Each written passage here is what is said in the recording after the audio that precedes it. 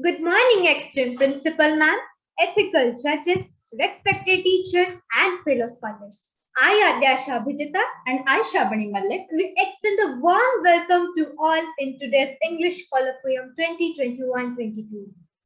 Traditions are the identities of a civilization, as customary to all ceremonies, invoking divine blessings of knowledge before beginning something is propitious. It is delightfully pacifying to hear Adyasha Abhijita intone the Ganesh Vandana in her melodious voice. Adyasha, please. वक्रतुण्ड महाकाय सूर्यकोटि समप्रभा निर्विघ्नं देव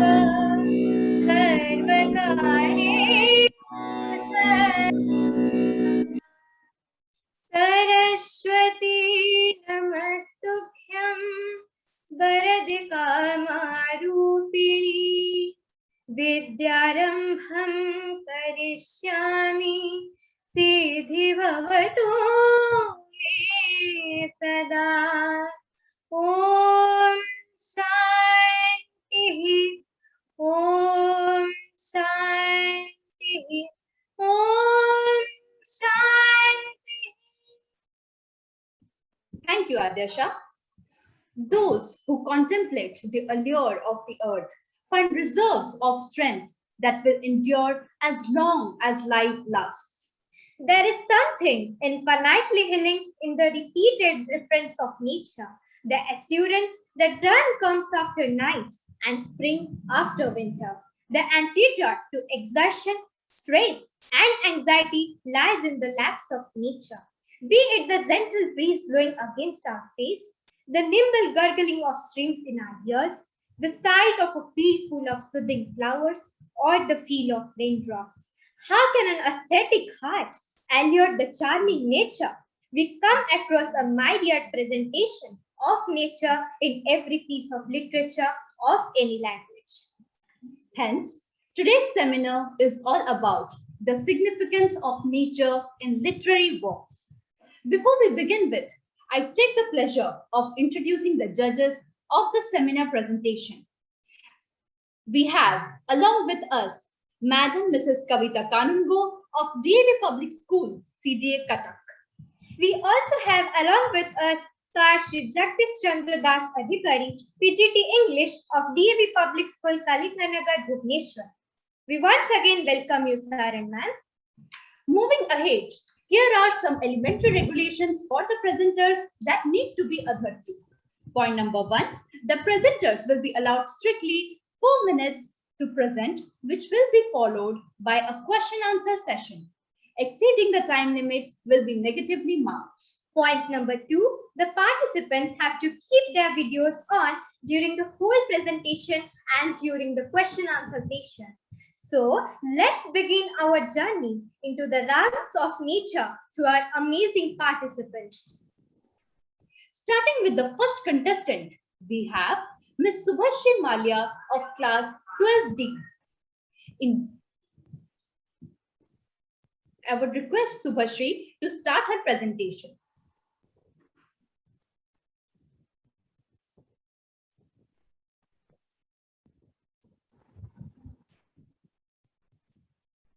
Am I audible? You're audible and visible also.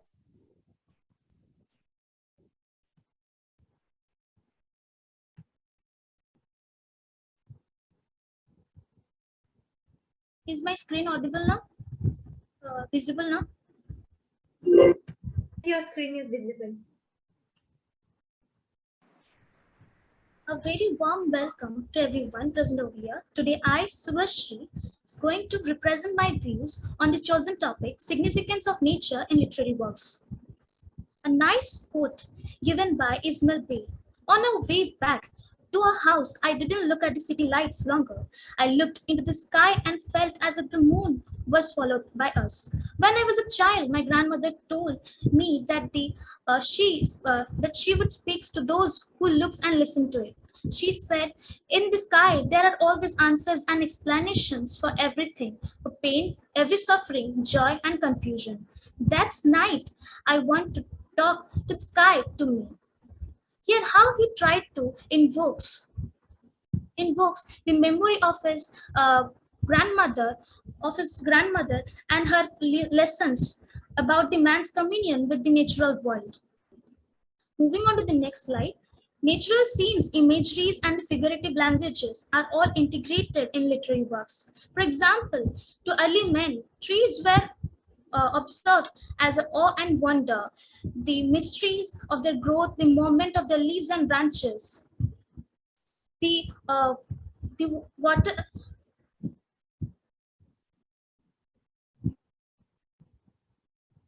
Is my PPT is half visible or fully? Continue, it is fully visible. Please continue. It's visible, it's visible. All the best. All the best.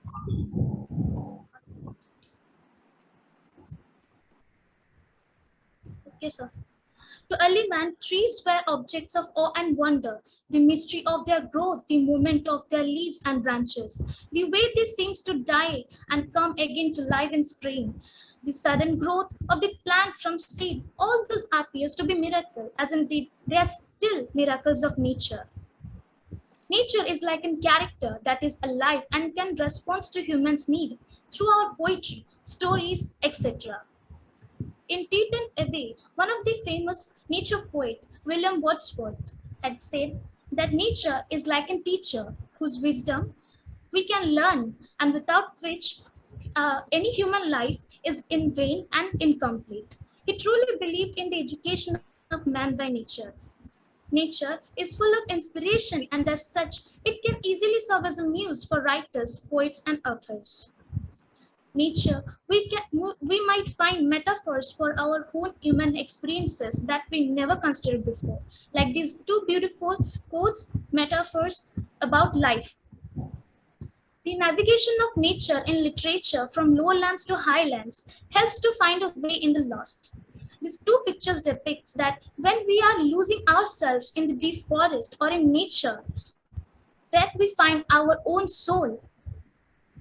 Passing gridlocks of trees in the forest demonstrates civilized relationship to nature.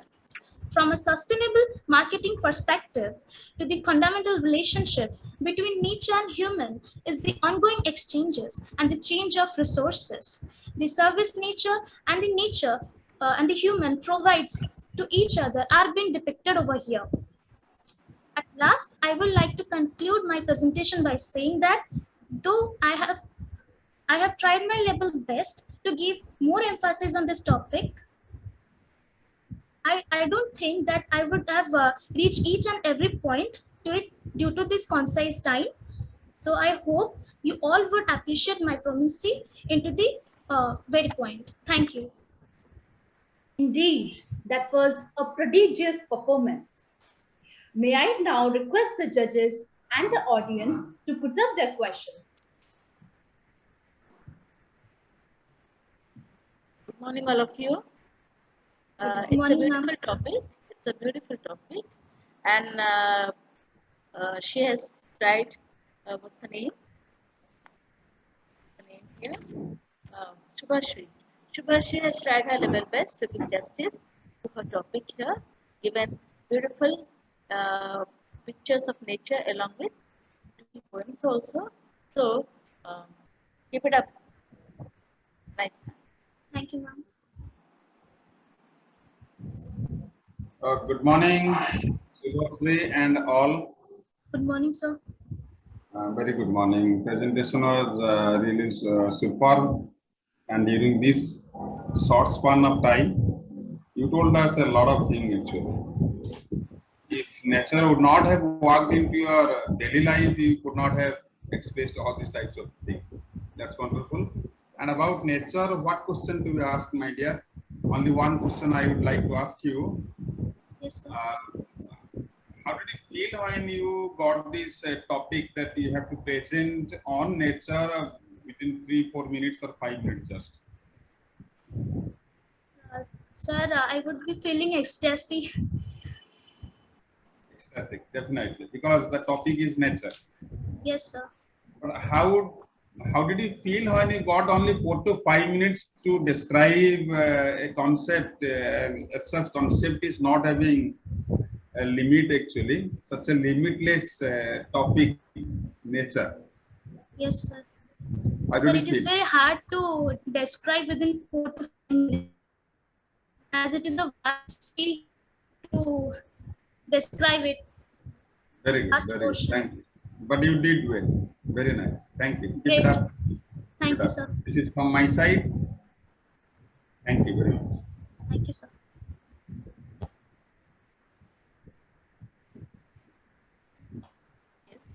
That was well answered, Subhashri. Now let's proceed to the next participant, that is Ms. Shreya Mahapatra of class 12C. Shreya, please.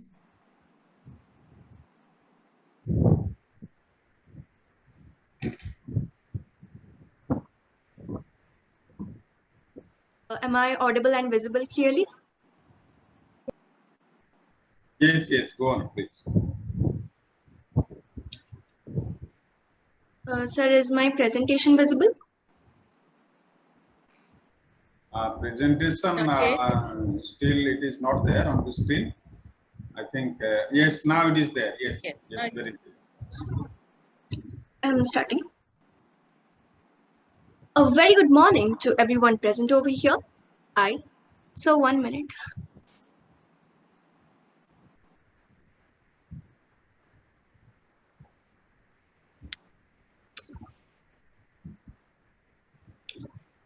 A very good morning to everyone present over here. I, Shreya Mahapatra of class 12C, am here to present in this English colloquium on the given topic, significance of nature in literary works.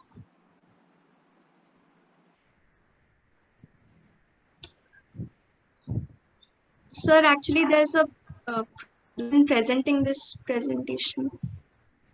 Okay, may I request the mentor, these two anchors actually. Sir, now is it visible properly? It's visible. Still towards my right actually, some space is not visible of your slide. Can you make it up? So now, is it visible? Yes, somehow it is manageable. You can continue with this. A very good morning to everyone present over here. I, Shreya Mahapatra of class 12C, am here to present in this English seminar on the given topic, significance of nature in literary works. Our everyday discourse is rich with metaphors and similes taken from earth, sea, and sky, from the subtext of individual sounds in words to the grandest panoramas of desert and wilderness that have become symbols of states of mind. We live increasingly in cities, yet some of our greatest literature draws on nature not just as a backdrop but also as an active agent shaping character, behavior, and morality. Quoting, "Some people walk in rain while others get wet." This shows that nature comes in different forms to every individual. After all, over every mountain there is a path, although it may not be seen from the valley. As beautifully quoted by Gustav Flaubert, there is not a particle of life which does not bear poetry within it. The omnipresent aspect of nature, that is, the inevitable occupancy of nature in literature as well as life, sheds light on the undeniable prominence of nature in the thoughts and works of even the greatest writers in the history of literature. Just as we cannot function or live in vacuum, literary events, no matter however unconventional or basic they may be, cannot emerge without a theme, environment, or background. History stands as a proof of how nature secures an eminent position in the minds of writers, poets, and thinkers as one of the most fundamental themes of some of their remarkable works of art. Moving on, let's know more about nature and its image in the works of romantics. Since the late 18th and early 19th century, the very understanding of nature has changed. First of all, it was associated with changes in life philosophy and worldview of romantics, who then explained all the phenomena from another point of view, different from the medieval and Enlightenment view. The change in the philosophy of the world spirit and an understanding of nature had effects on the romantic image of the landscape. Romantics view the world spirit as a basic principle of nature as weak, vacillating, least comprehensible, and most mysterious part of nature. With this understanding, its image and landscape appeared as dual. First, the nature itself, and second, the spirit that filled it and governed it. Thus, the very meaning of nature in the 18th and 19th centuries was completely different. Now, let's talk about nature and literary devices. Nature can be introduced in different ways in a piece of writing. For example, it may appear just as a passive setting against which compelling actions unfold, or it might emerge as a reflection of the character's state of mind and appearance, or sometimes even used as a means to specify the timeline in which the courses of actions are taking place.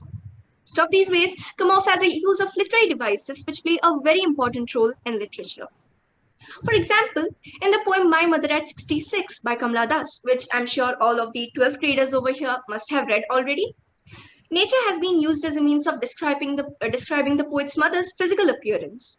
Let's look at these lines. I looked again at her, wan and pale as a late winter's moon. Here, the poet uses simile and compares her mother's face with a late winter's moon, which is generally dull, to imply that her mother looked extremely pale due to her old age. Similarly, there are many other literary devices such as transferred epithet, onomatopoeia, personification, imagery, etc., which introduce the natural world in poems and play a very significant role in making the readers understand what the poet is trying to convey. There's a very old Chinese saying which goes like this, Shwedi Shi Chuan, Shangji Mu Tuan, which literally translates to water drops pierce stone, rope saws cut wood. Through these lines, we can see how beautifully the elements of nature have been used to convey an important message. That is, if you're patient enough and insist on one thing for a very long time, there is nothing impossible. Next, let's talk about writers inspired by nature. Be it the blooming of a lotus in the mud and dirt, or the sight of the limitless sky. Nature, since time immemorial, has wonderfully managed to fuel and inspire the minds of thinkers and writers. Due to the nature's wide-ranging connotations, poets such as William Wordsworth and Robert Frost, writers such as Helen Macdonald and Robert Macfarlane have produced many noteworthy works on nature like Daffodils, The Road Not Taken, Vesper Flights, The Old Ways, among many others. This reminds me of the quote by William Wordsworth, "For nature to me was all in all," which ably explains the importance of nature for every writer. Here's some photographs of some of the poets and writers that we discussed about in the previous slide. Now, let's conclude this entire presentation. The creative artists use nature to reveal both comic and tragic aspects of human life. This dynamic and pivotal aspect of nature to reflect on every aspect of human life makes it an elusive and engaging theme for literary works. Nature in literature also throws light on the importance of its conservation and preservation and how, if not acted quick, can affect the upcoming generations. For example, the classics of children's literature in particular use wetlands and waterways, farm and forests as the settings and atmosphere for powerful characters and narratives to build, which inspire them to know more about nature and look after it. As I've mentioned this earlier, we live increasingly in cities, yet some of our greatest literature draws on nature, not just as a backdrop, but also as an active agent shaping character, behavior, and morality. Yet what we love and what feeds us both literally and metaphorically also destroy. It is in drawing attention to the vulnerability of the natural world, to the greedy humanity that nature writers can play a very, very vital role. With this, I would like to end my presentation. Thank you for your patient hearing and have a wonderful day ahead. Well, Shreya, it was an astounding performance. Now, the judges can put forward their queries to Shreya. Okay, Shreya, it's really a spectacular. It's really a beautiful performance here.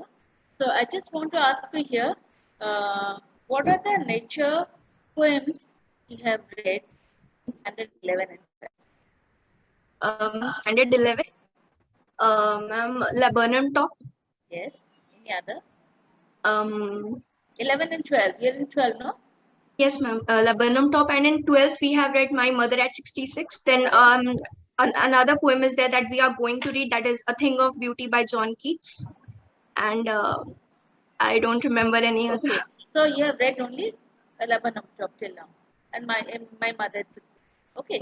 Yes, so yes, can you tell me here which literary device is mostly very very finely used in laburnum top? Ma'am? Laburnum top. Ma'am, can you repeat the question? Which literary device is very finely used in laburnum top? Ma'am, imagery. Imagery, okay. Any other? Find Then most of the the words. Most of the words sound. ma'am, onomatopoeia. Okay. Can you remember those beautiful words there?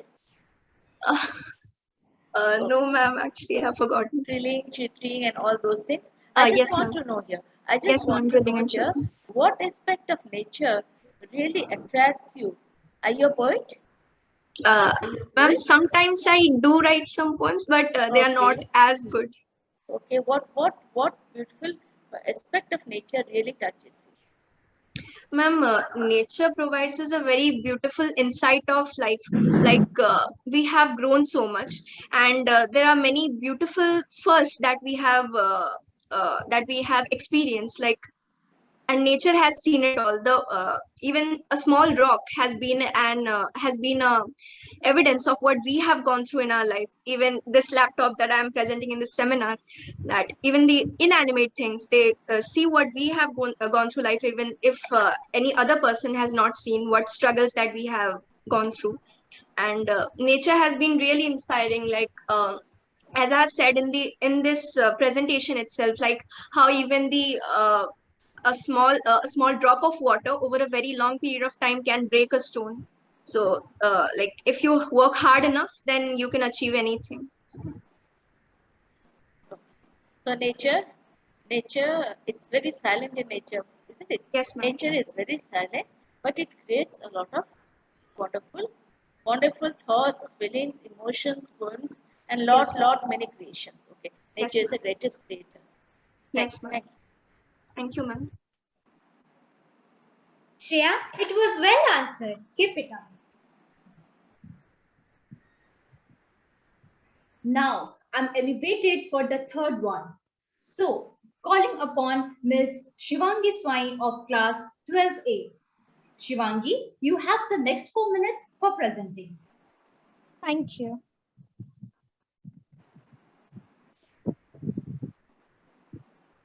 Is my screen visible? Yes, Yes, visible. Shivangi, it's visible.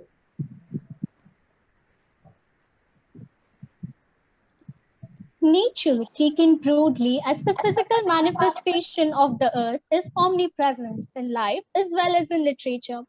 Just as we cannot live and function in a vacuum, in the same way, literary events cannot transpire without some sort of space or some sort of environment, however basic or unconventional it might be.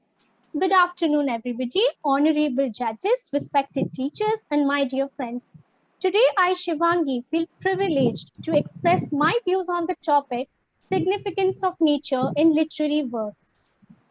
Saint Germain, Paris, May 1863.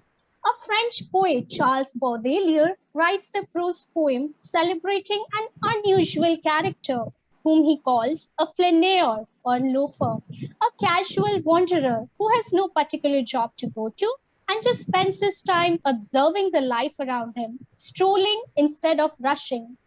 For most of us, this person might seem like a waste of time, but it doesn't matter to Baudelaire that he doesn't have a job. For him, he is no less than a prince. It has become so occasional for us that we cut ourselves a little slack to peep into the world around us. Literature fills up this space and makes up for every moment that we can't spare to the beauty around us. Literature has described and used nature in various forms, some of which we are going to know more about today. Most poets often paint a picture of nature at its most dignified and impressive. The poets of Romantic era, including Wordsworth, Robert Frost, and John Keats, wrote exemplary pieces glorifying the beauty of nature. Wordsworth went as far as moving into his infamous Dove Cottage and framed masterpieces like Daffodils and Tintern Abbey. Story has the power to develop empathy and build knowledge, as well as nurture curiosity and imagination. Children books alone cannot save the natural world, but they can spark concern, teach the science, and reveal strategies. We can take the examples of characters like White Rabbit, Cheshire Cat, and Caterpillar in Alice in Wonderland, and the kind swallow of Leo Tolstoy's The Happy Prince. our earliest memories of anthropomorphic characters in children's books. If you're a writer or a poet, you have likely heard of metaphors and might even be a fan of using them in your writing. Metaphors brings power, persuasiveness, and beauty to the written word. Khalid Hosseini has used a number of nature metaphors in his books, The Kite Runner and The Thousand Splendid Suns. Robert Frost's Road Not Taken and Dust of Snow and Khalil Gibran's Song of the Rain also utilizes a number of metaphoric references. Have you ever been enchanted by an author's description of a new world? Nature is rooted into the fantasy genre, the rolling hills of the hero's journey, like in Tolkien's Lord of the Rings, or the wild forest of Harry Potter universe with its untamed magical creatures teamed with natural energy. Authors often give reference to natural and cosmic phenomena occurring during their times. Sometimes they even write the calamities of the decade, and it gets its due reference in classics and other contemporary journals. The 1952 stellar nova, which blazed in the constellation Cassiopeia, is widely argued to be the westward star in Hamlet. Shakespeare even alludes to the Copernican theory of heliocentrism in Hamlet's letter to Ophelia.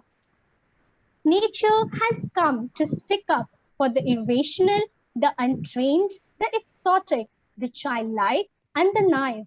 There is naturally something a bit adolescent and immature within nature. One hopes that this isn't going to be the end of the story, and that we may in future learn to soften the worst side of modernity through the best sides of nature. Thank you for being such an amazing audience. Now I welcome any questions regarding this topic. Thank you. Stupendous expression it was, Shivangi. Now I request the judges to move on to their questions. Okay, Shivangi, congratulations. Thank you, sir. Very nice. You have got a very good smiling face actually. That always makes you better. Keep it in mind and keep it up. Thank That's you, nice. sir. Very nice. Presentation was superb really. And it was as if a research work in 4 minutes.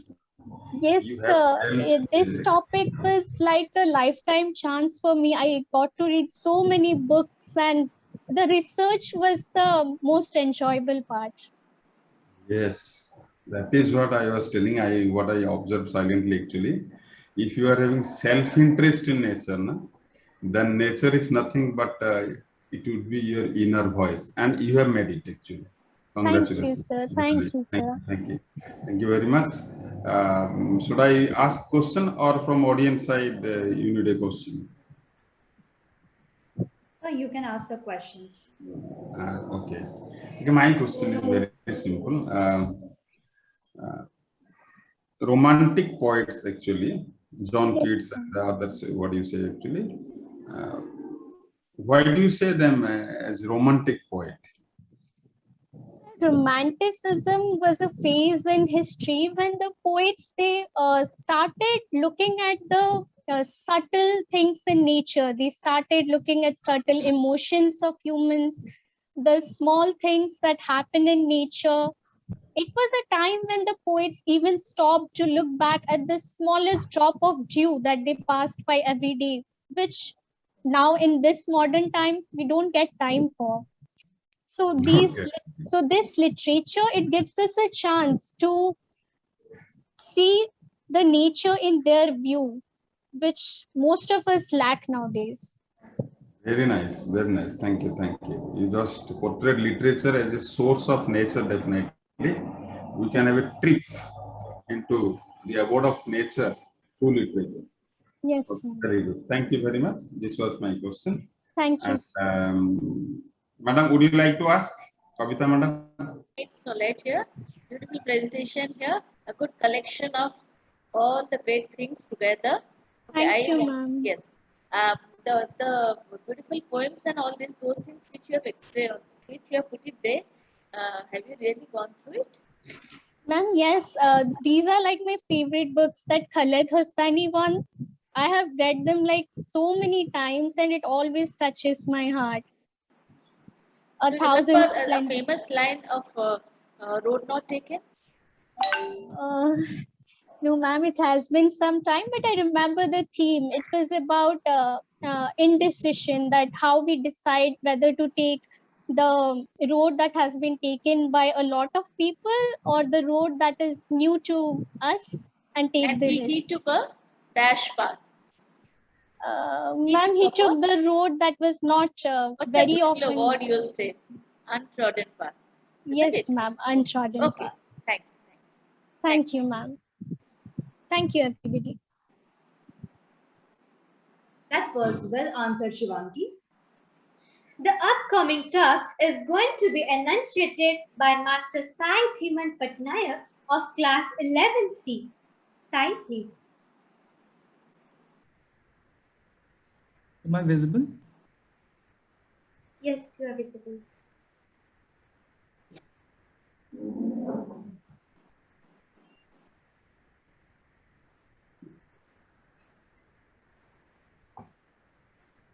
Is the screen visible? Yes, Sai, the screen is visible. Thank you. Nature and literature are two different concepts of their own identity, but when they come together, they make the best combination. Good afternoon, everyone, respected principal ma'am, judges, teachers, and all my dear friends. I'm Saidman Patnaik from class 11 section C, and today I'm going to present my prepared presentation on the topic Significance of Nature in Literary Works.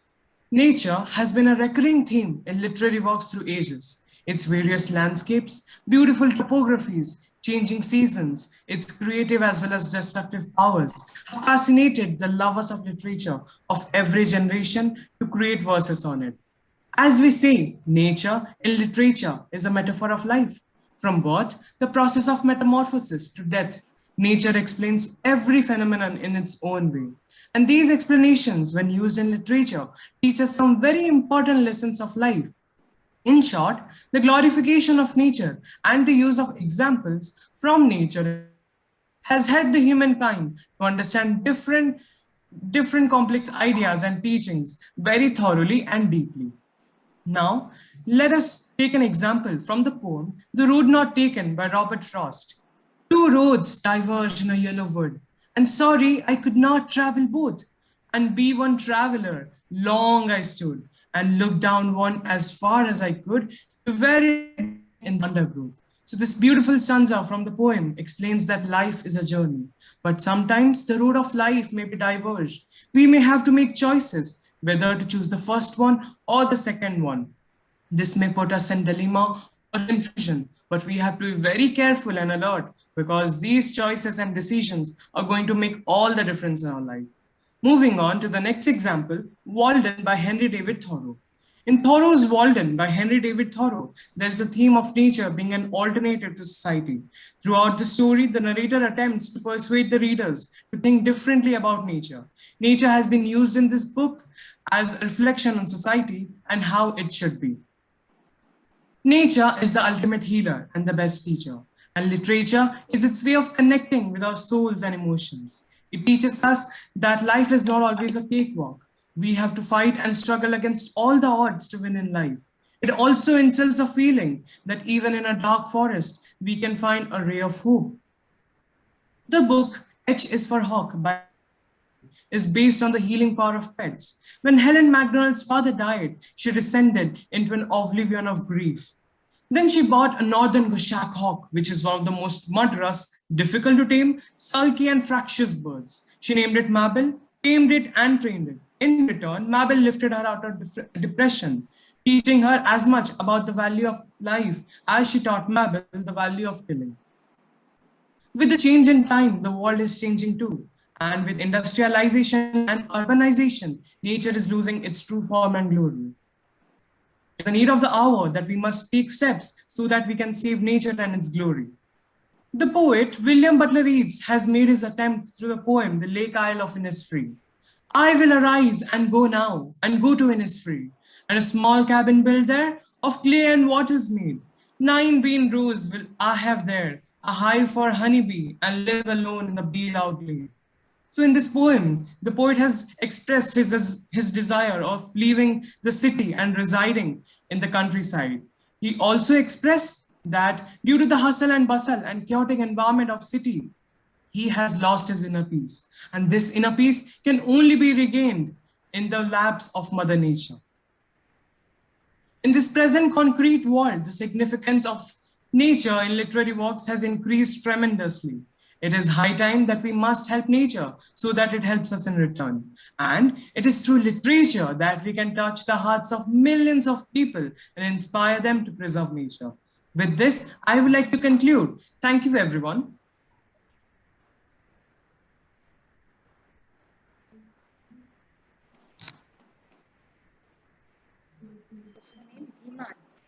Now I'd like to hand over the next 2 minutes to the judges for their queries. Judges, please. Iman, the beautiful presentation here. You have collected a lot of information there. Even you narrated 2 to 3 poems. Also picked up certain facts related to nature and literature here. I just want to know here, who is your favorite poet? Who's your favorite teacher? Robert Frost. Robert Frost. Okay. So in this particular poem, The Road Not Taken, what aspect of nature he wanted to talk about? Ma'am, he talks about 2 roads that have been, one road which has been diverged, and he has to make choice whether to choose the first one or the second one. The first one has been chosen by many people, while the second one has not been. So he is in dilemma whether to choose the first. It also implies choices in our life, whether what to go for, which choice to go for. So it is an example which we can relate in our lives. Okay, which path you would like to take up? I would like to give an example which I faced a similar situation. For example, 2 to 3 months ago, I had to make a choice whether to choose science, commerce, or humanities. So it was a similar situation for me, and I chose science. I was also in dilemma for some certain time, but after repeated discussion with my parents and proper thinking, I took up science. So do you feel that The Road Not Taken has inspired you? Yes, ma'am. Thank you, ma'am. Okay, thank you, Dhiman. You are in class 11, but yes, sir. You know, the knowledge about nature is really beautiful. Usually students do not attach importance to literature, and but you know that you have done it very nicely. Thank you, sir. Okay, madam has already asked you the questions. My only one question is there. If Robert Frost has written about career in his poem, then how is it related to nature, that poem? Sir, he gave an example, that is the road was diverged into 2. So that was a natural phenomenon. Okay. Thank you very much. Thank you. Beautiful. Keep it up. Indeed, it was a thoughtful performance. Now, I would like to hand over it to Shravani. Moving on with the next one, we have Miss Pratishtha Barisal of class 12H. Pratishtha, you can switch on your video.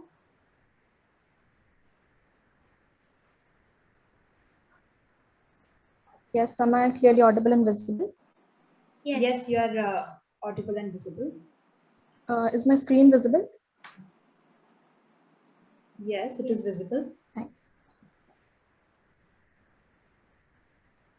They are much to be pitied who have not been given a taste of nature early in life.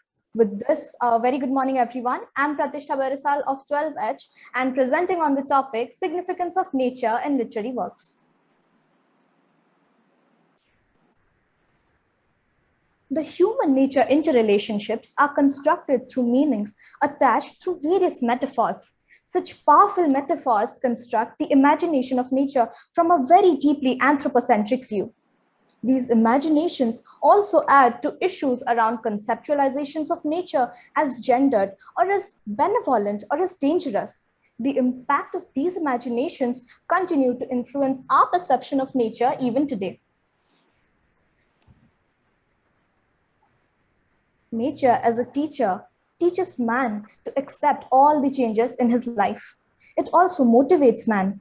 In the world of literature, nature plays a very vital role to set the mood of the text. Nature reveals both comic and tragic aspects of human life and exposes the inner and abstract feelings which we generally cannot understand. I would like to give an example of this by reciting one of the beautiful poems by Sir Robert Frost, The Road Not Taken. Two roads diverged in a yellow wood, and sorry I could not travel both. And be one traveler, long I stood, and looked down one as far as I could, to where it bent in the undergrowth. Then took the other just as fair, and having perhaps the better claim, because it was grassy and wanted wear. Though, as for that, the passing there had warned them really about the same, and both that morning equally lay in leaves, no step had trodden black. Yet, oh, I kept the first one for another day, yet knowing how way leads on to way. I doubted if I should ever come back. I shall be telling this with a sigh, somewhere ages and ages hence. Two roads diverged in a wood, and I took the one less traveled by, and that has made all the difference. You see, the works of Robert Frost has certain ideas and themes of which one is nature. In this poem, nature comes into play when he introduces us to the two separate paths he comes upon while traveling in the woods. And then he's faced with the decision of which path he'll choose to travel.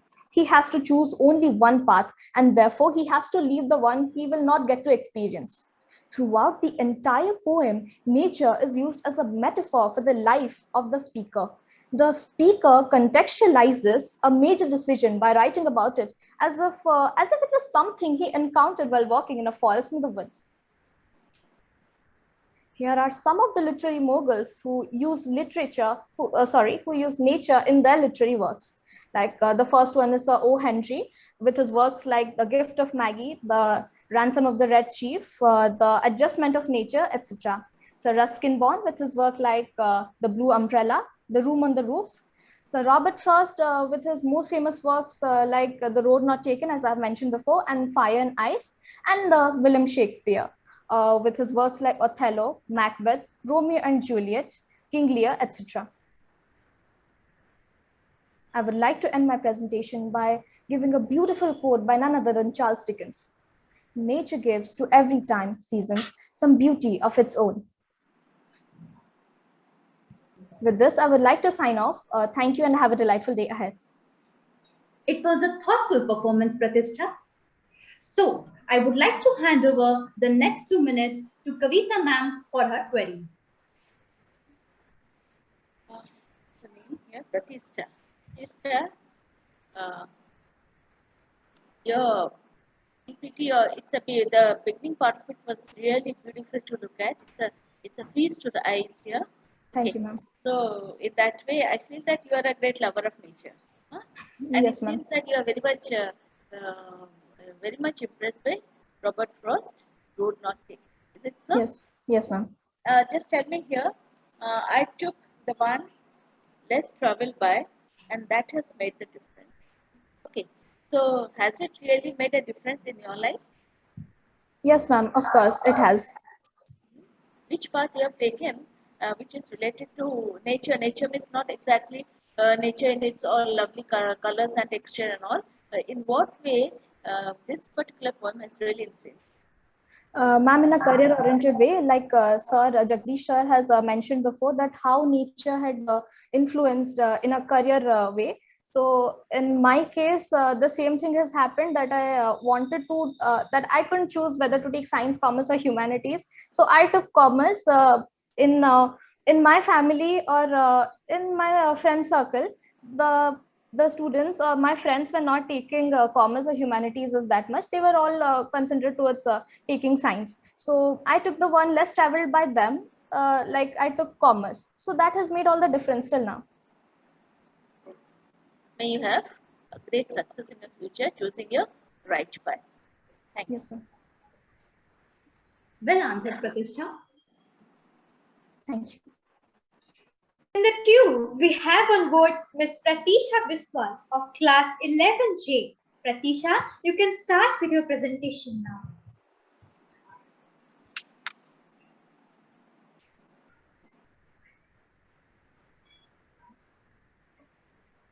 Hi, am I visible and audible?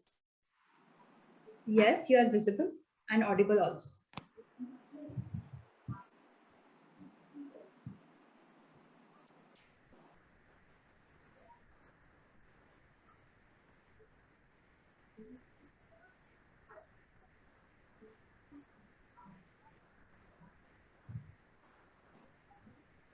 Is the PPT also visible?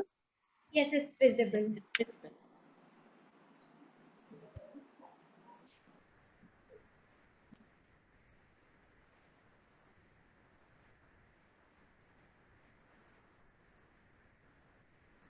So, good afternoon, everyone. I am Pratisha Vishwal, and I'm going to do a presentation on significance of nature in literary works.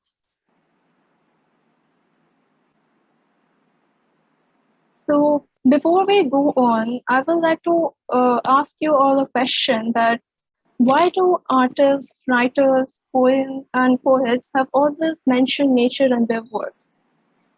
Maybe because we all have lived amidst the nature and it has always binds us together. From monsoon rains to the snow-capped mountains, it has evoked a various range of emotions in humans, from joy to fear. In fact, nature is a great source of imitation because man has tried to recreate what he saw and also tried to fill the deficiencies in the past.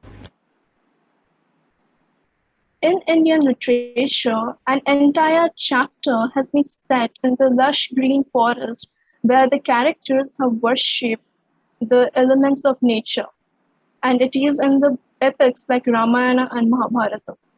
In Abhigya Shakuntalam, we could see a perfect fusion of nature and human emotions.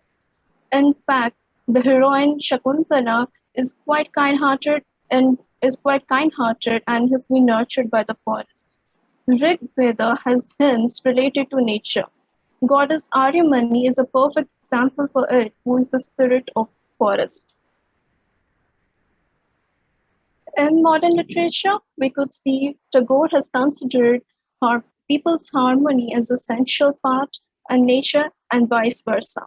He has considered that nature has played a great role in unsubduing human emotions and unshackling the custom.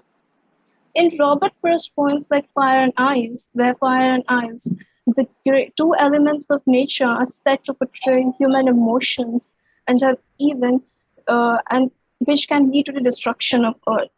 In his other poem, Dust of Snow, I have seen that the small trivial things can make important significant changes in our lives, and the small natural events can make our in Ruskin Bond's short stories and poems, his background is completely woven with snow-capped mountains of Himalayas that depict the characters of his stories.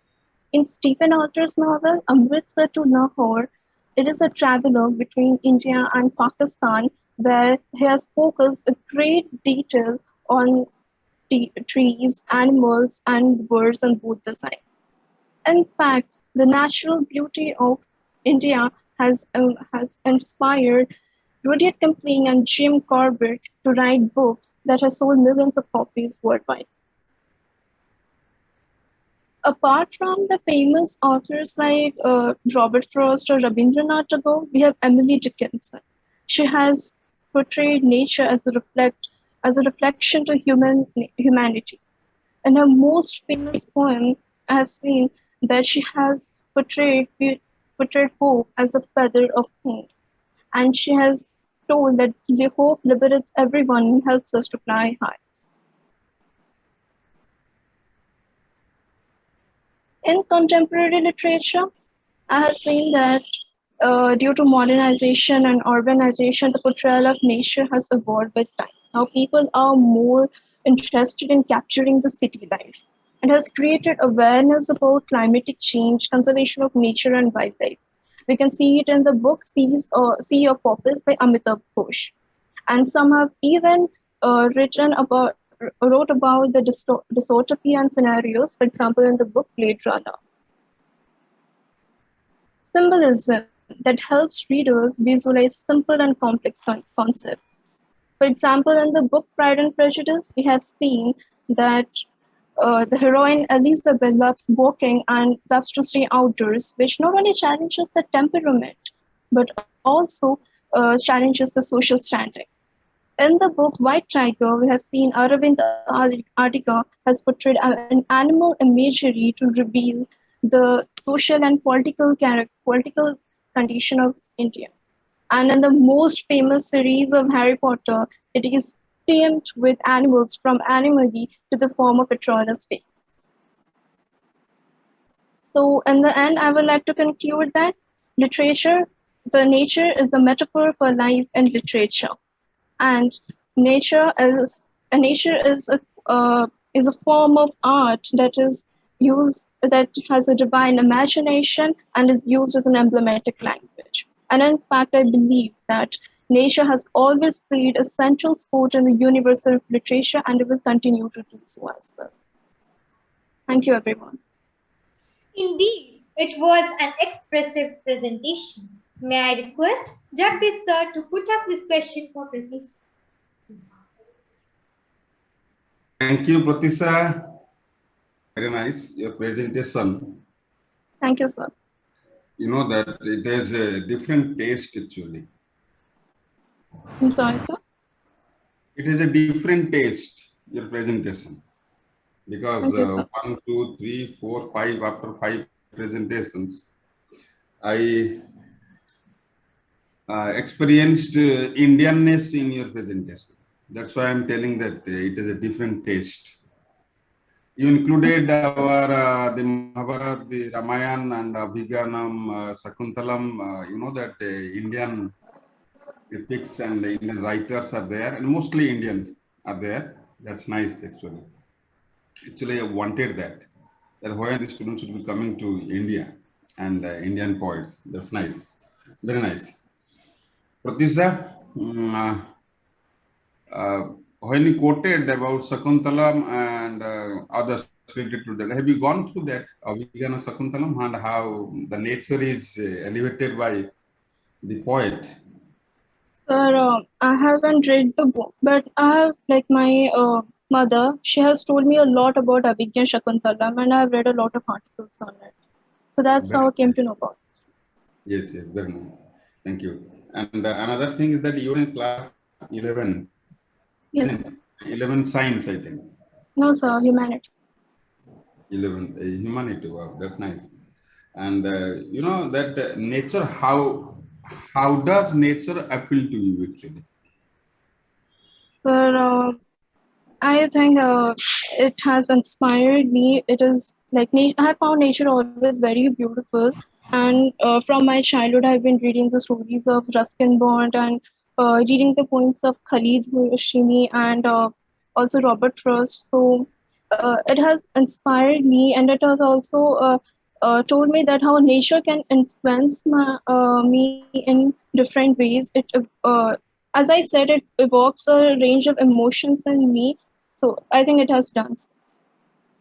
Very nice. Thank you. Keep it up, Pratisha, and try to gain more knowledge about the Indian poets as such you have done here actually, and try to write, because you are in humanity means you can write better, I think.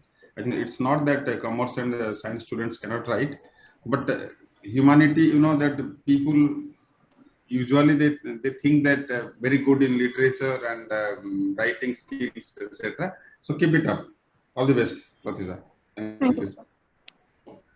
Indeed, it was well answered. Thank you, Pratisha. The next contestant on the platform is Ms. Lavanya Das of class 12C.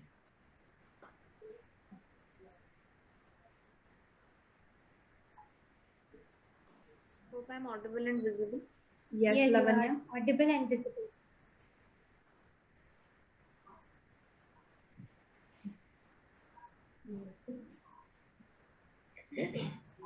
Nature. Her bounties and his secrets. The bounties of nature are not only felt by us, the humans, but also felt by every other being, plants and animals on earth. Ask me the importance of nature. I would say she has made an undescribable impact on me. But instead of asking me, ask to that little birdie captivated in the cages. If that bird would have been able to speak her own mind, she would have described nature in the most spectacular way possible. Now, just like that captivated bird, the captivated minds and imaginations of great poets and literates, when unleashes out of the boundaries and horizons of the world, that is when they successfully describe nature in the most beautiful way possible. Nature has been a major subject of poets and prose writers over the years, be it as a reference in philosophical interpretation, as a subject to be described in poetical sense, or as a subject to provide delight towards the human mind. How? Let's see.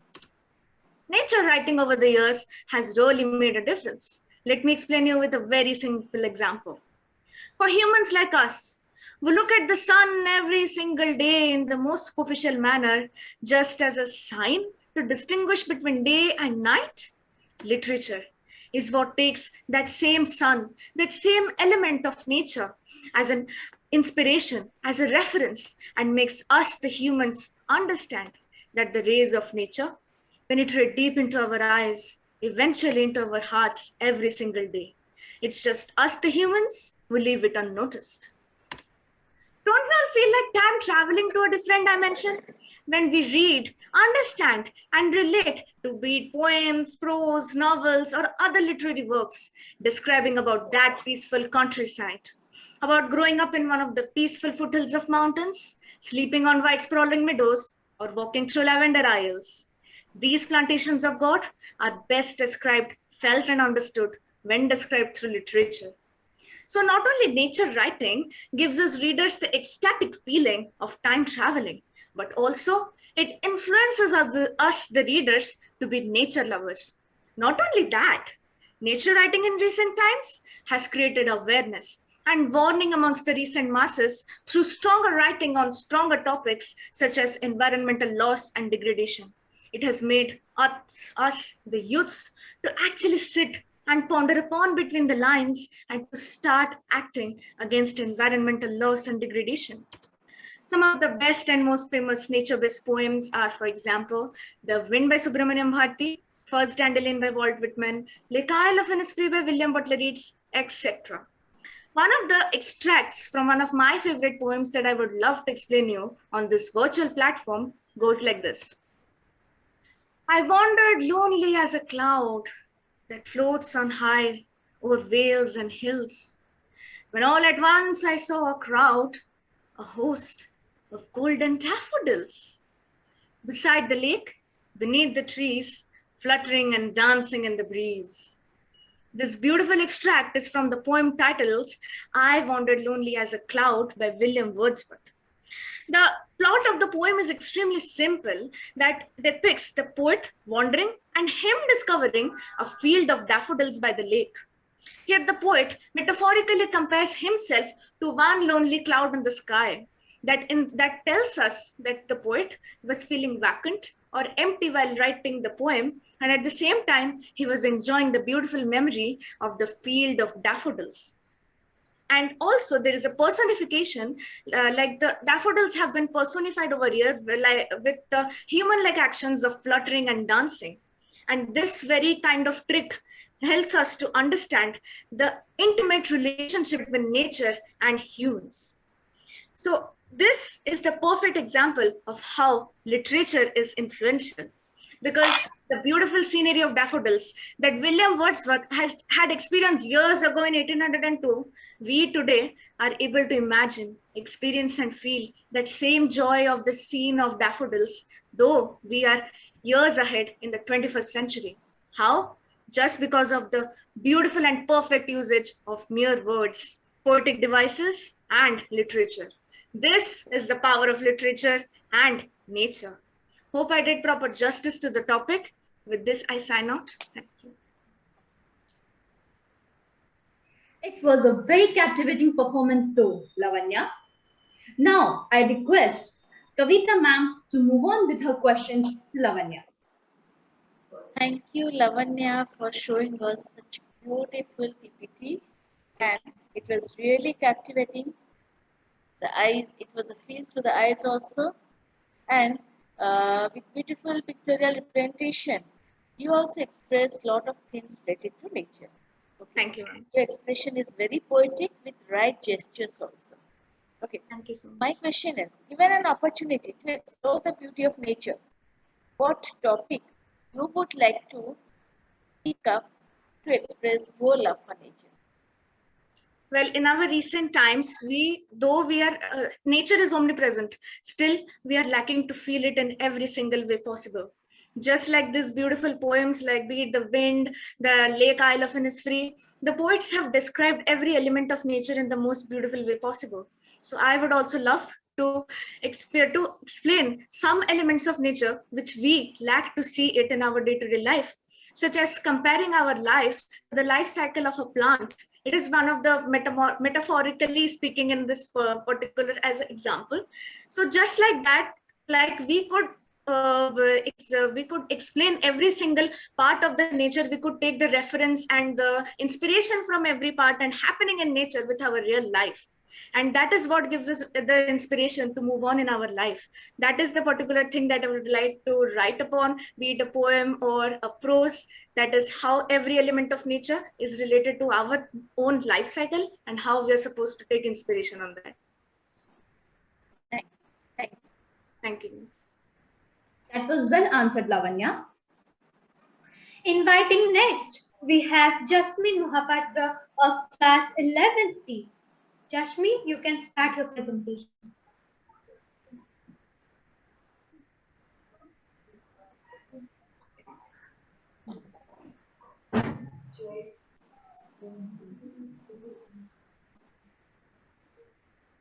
Is my PPT visible? Yes, it's visible.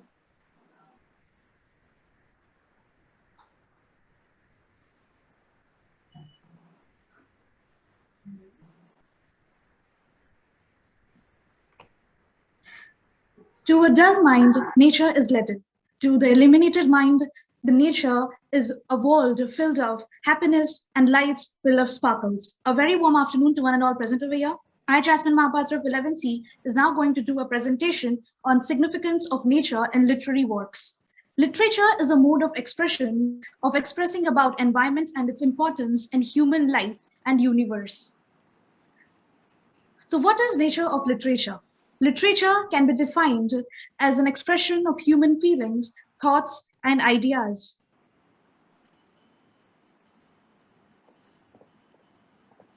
It is not only about human ideas, thoughts, and feelings, but also about experiences of the authors. It can be a medium for the human to communicate what they feel, think, experience to the readers. Literature preserves the language of every civilization from where it originated. How can we define nature in literature? Nature in literature is a metaphor for life. It points out in his preface, Grady Snyder points out in his preface to Know Nature. Sorry, ma'am, there is some problem in my PPT.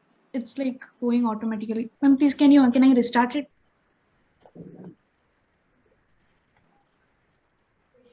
Okay, Jasmine, you can start from the beginning.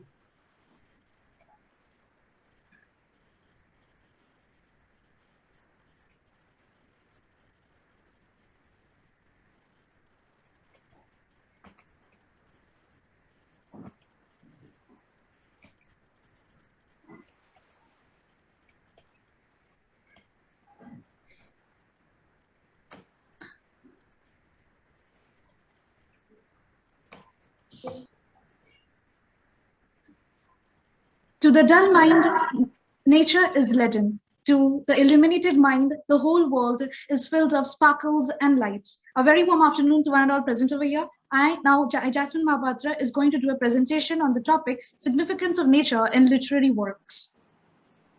What is nature of literature? Literature can be defined as expression of human feelings, human feelings, thoughts, and ideas. It's not only about human ideas, thoughts, and feelings, but also about experiences of the authors. It can be a medium for human to communicate what they feel, think, and experience to the readers. Literature preserves the language of every civilization from where it originated. How can we define nature in literature? Nature in literature is a metaphor for life. Gary Snyder points out in his preface to Know Nature that it will not fulfill our conceptions or assumptions and will dodge our expectations and theoretical models. Raymond Williams contends, nature is perhaps the most complex word in the language. Nature has been the site of so many different naive symbolisms, such as purity, escape, and savagery. That's why poets and critics often refer to green poetry or environmental poetry, which presupposes a spatial interconnection between nature and mankind. Literary nature.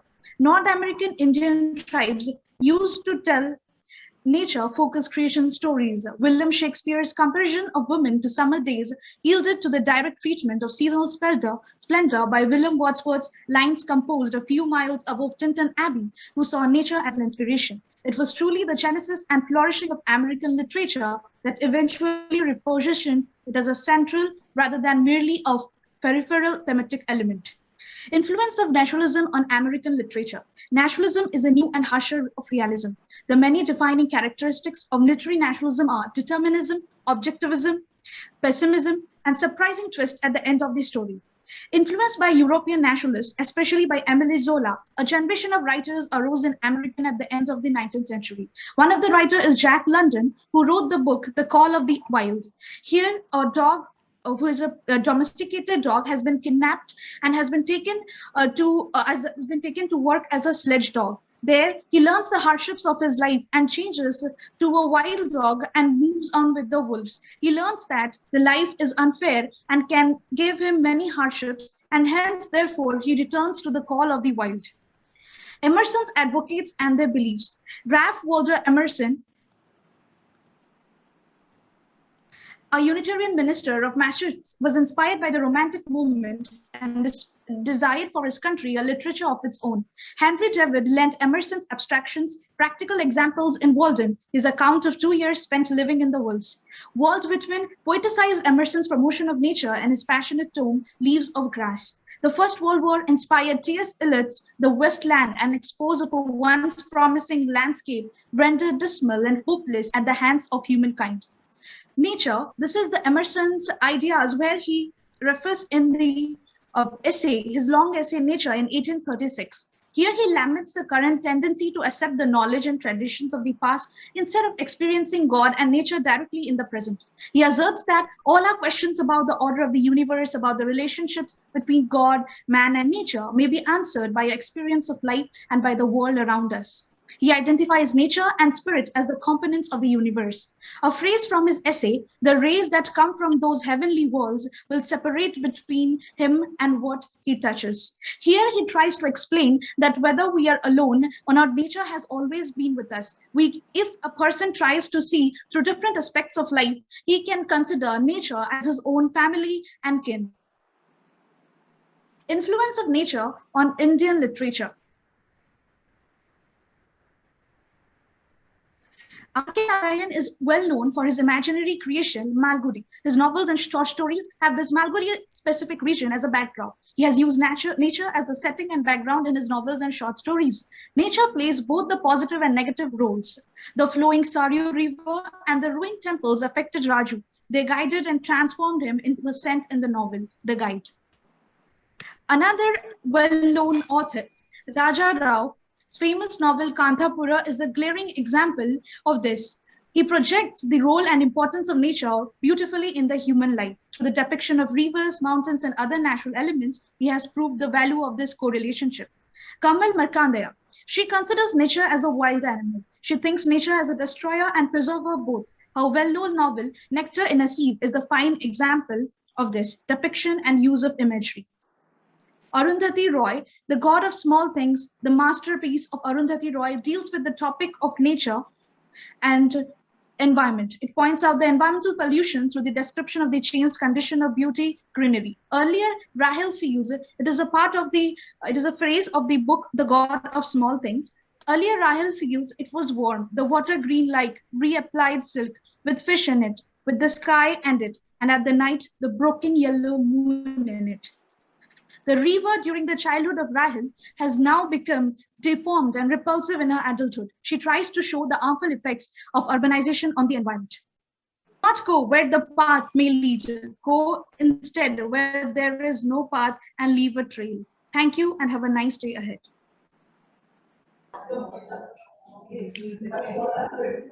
You did exceed the time limit, Jasmine. Well, the expression was wonderful. Now it's time for Jagdish sir to put forth his queries to Jasmine. Thank you, Jasmine. Thank you, sir. Very nicely you have presented, and you have got the thoughts to overcome all those things that the PPT did not work properly. Yes, You sir. asked So there was for some time. You asked for time and went on smoothly. That's why I said that you have got that courage and determination to go on, because you are dealing with nature in this presentation actually. Thank you for including again Indian novelists and others. Thank you. How many writers approximately how many writers example you have given here actually in your presentation? I think a number of writers. Yes, many writers. So like 4 to 5 writers are given on Indian literature and like 6 to 7 on American literature. It's nice. I came across Ken Arayan also in Malgudi. Have you ever been to Malgudi? So it's an imaginary place. Thank you. That's what I wanted to know from you. Actually, this is a fictional town, isn't it? Yes, sir. Okay. Okay. Any other? You know that you are in 11C, but you have got a very good literary flat to excel. So keep it up and try to write something every day to brush up your knowledge and build a very solid literary skill. Okay, all the best. Thank you, sir. Thank you, sir. Thank you for the presentation. Well, it was confidently answered. Thank you. Without holding on for a minute, let me call upon Deepshri Sahu of class 11E.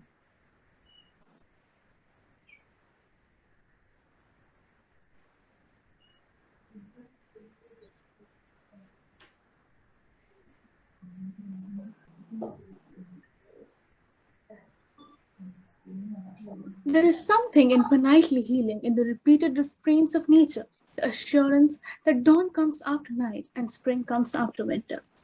A very warm afternoon to everyone present over here, respected judges, intellectual teachers, and my dear friends. Today, I, Deepshri, a student of 11E, is present over here to express myself on the topic Significance of Nature in Literary Works. Nature is the physical phenomena of the world, including the plants, the trees, the mountains, and all other products of Earth. Nature is one of the most powerful and mysterious forces of the universe that influences the life of man greatly, from birth till death.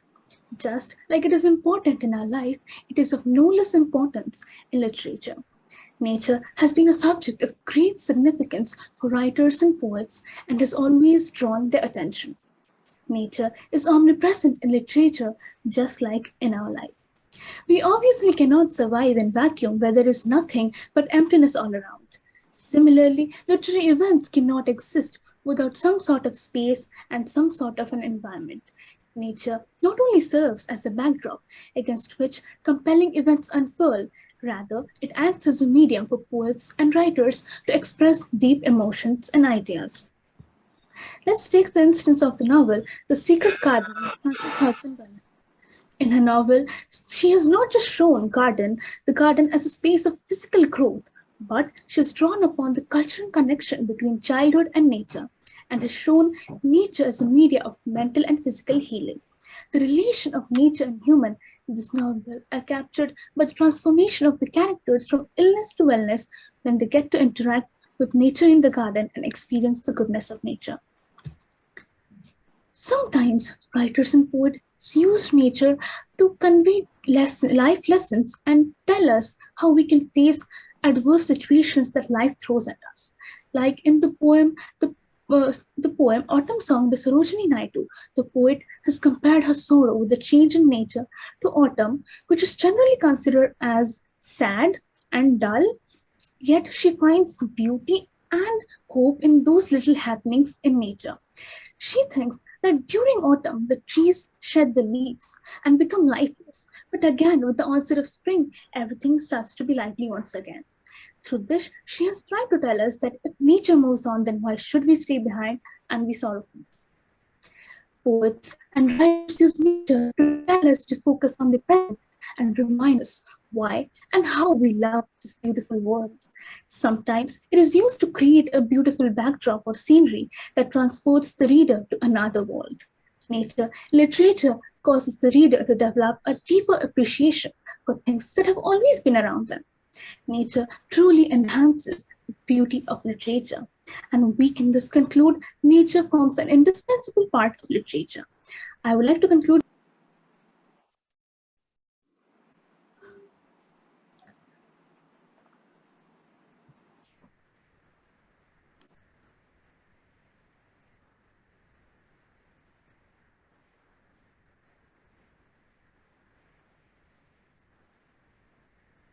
Deepshri, you can continue. She is finished, I think. Indeed, it was an intriguing one. I request Kabita ma'am to move on with her question. Deepshri, Yes, you have a very husky voice, a beautiful voice which suits your Thank you. description or your expression related to nature, and in future years you can use it for documentaries and all. So I just want to know here that is there any particular writer who has really influenced you regarding nature? Yes, ma'am. I would say Frances Hodgson Burnett. I read her novel, The Secret Garden. It was so beautiful. Ma'am, it's really very beautiful. The way she has described nature and the relation of human and nature, it was really magical. And I got to know about so many things. Like, it opened my eyes that so many magical things are happening in nature. And what am I doing? Just spending my time all day on phone and like scrolling through like messages and social media. And so it inspired me a lot to look at nature through the lenses of literature, and it was really beautiful. Given an opportunity, where would you like to really go to explore the nature? Ma'am, I would love to explore it in hilly regions, especially when it is like snowing. I find snow a bit like magical and very aesthetic kind of thing. Would you like to make it immortal through your writings? Yes, ma'am. Of course. I sometimes love to write on like nature or some seasons or like that. That's what I wanted to know here. That as Wordsworth states, spontaneous overflow of powerful feelings recollected in tranquility. Given an opportunity, explore the nature and come out with all beautiful creations. Okay, thanks. Thank you, ma'am. Well, it was skillfully answered, Deepshri. The upcoming presentation is going to be delivered by Master Vidubhushan Patra of class 11E. Vidubhushan, you can start with your presentation now. Am I visible? And yes, audible? you are visible and audible also. Is my PPT visible? Yes, it's visible. It has been well said that look deep into nature, then you can understand everything better. With this, good afternoon, one and all present in this virtual platform. Myself, Vidubhushan Patra of class 11, section E of DAV Public School, UNIT-VIII, Bhubaneswar, feel fortunate to speak something about and present something about the topic significance of nature in literary works. First of all, esteemed principal ma'am, honorable judges, respected supervisors, and all my dear competent and competitors present here. So let us begin by knowing that the definition of literature. So what is literature? The first question arises. So we can say that it is the resultant product of someone's imagination originality, thoughts, feelings, emotions. We can take these as one side and nature as the other side. As we know that H2 and O2, when mixed, then forms the great water.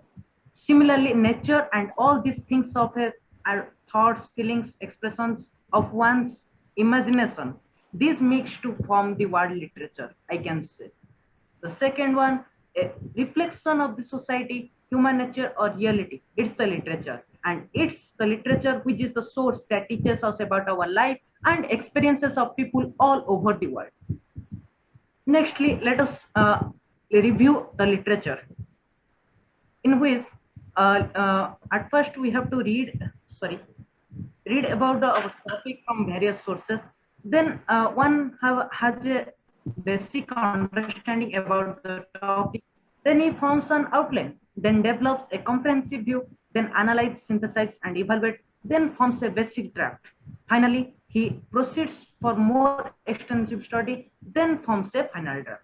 So this is the review of literature. Now let us come how here's a question arises, how nature is hidden beyond literature.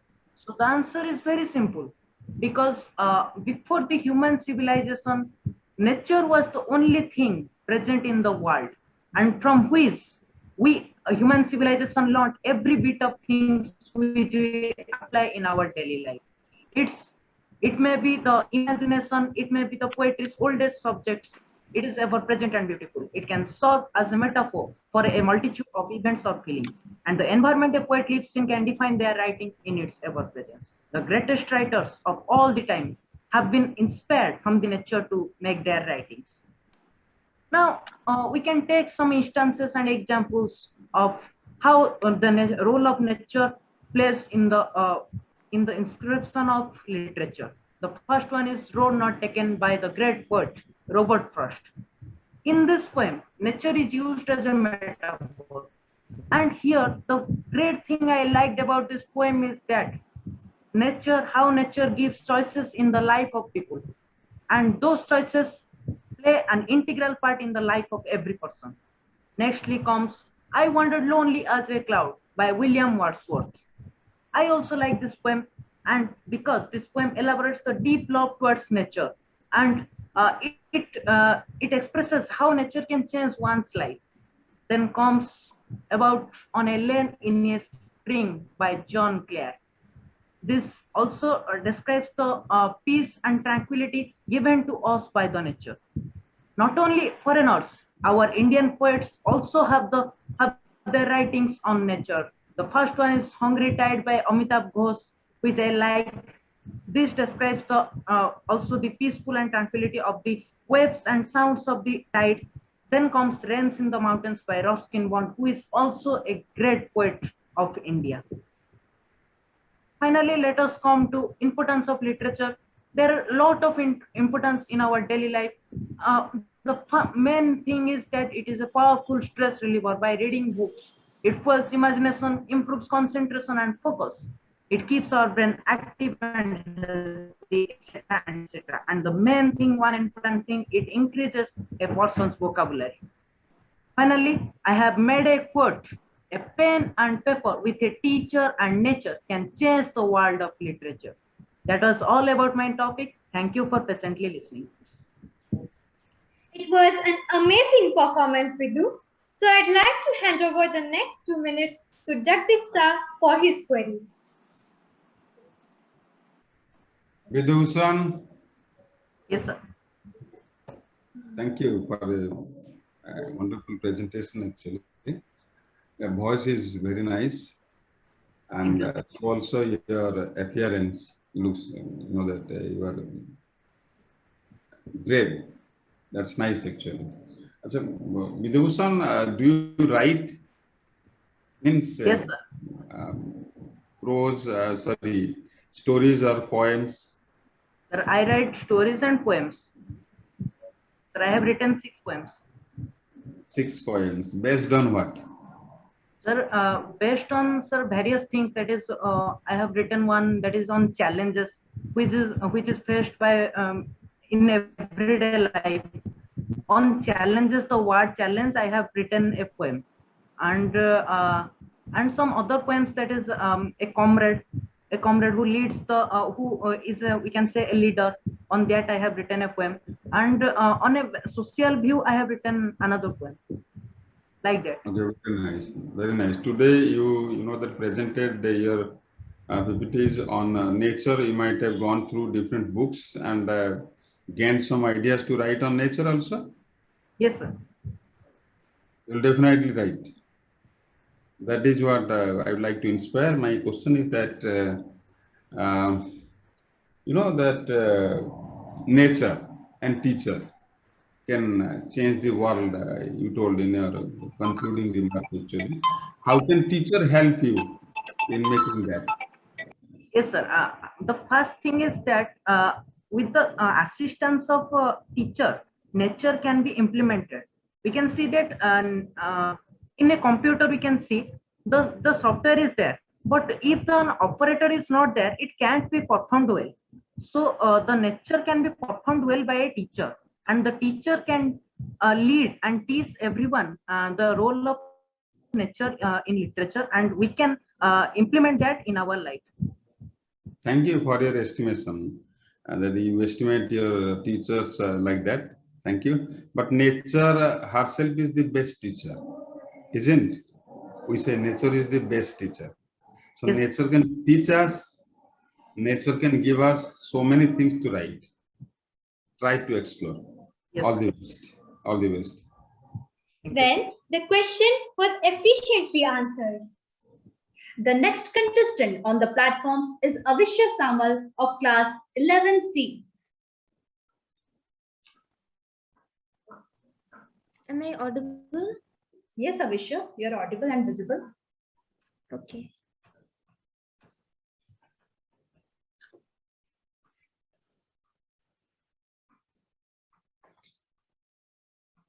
So I'll start. Good afternoon to everyone present over here. Today, I, Avishya Samal of 11C, I'm going to present on the topic Nature's Significance in Literary Works. Human beings form only an insignificant part of nature's overall coverage across the whole universe, and they have learned to express and understand each other only through nature herself. Yet this expression and understanding requires a medium, and this medium has come to us in the form of literary artists who have gained mastery over language and reveal nature to us through their simple yet elegant interpretations of nature.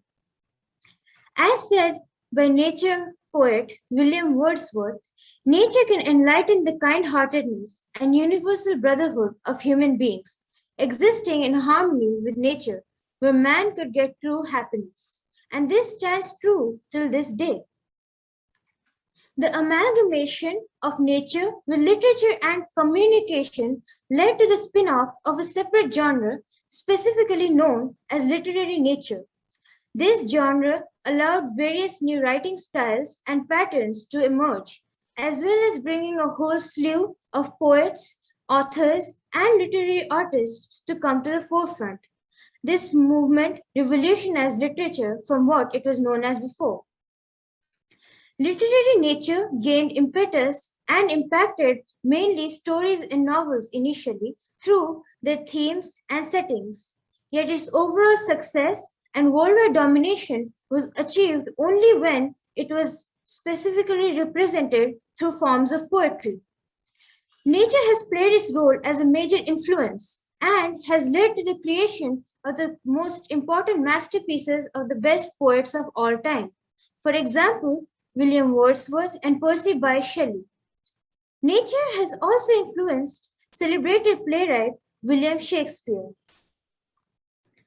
Besides being an influence, nature has also played a role as a substantiative subject matter, allowing itself to be a source of comparison with the popular culture of the eras of man strewn across our history.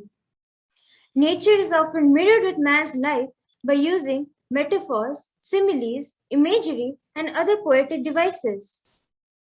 Nature and man reflect each other's gravitas off of each other, as well as they talk about their similarities as well as their differences, offering readers a glimpse into both worlds.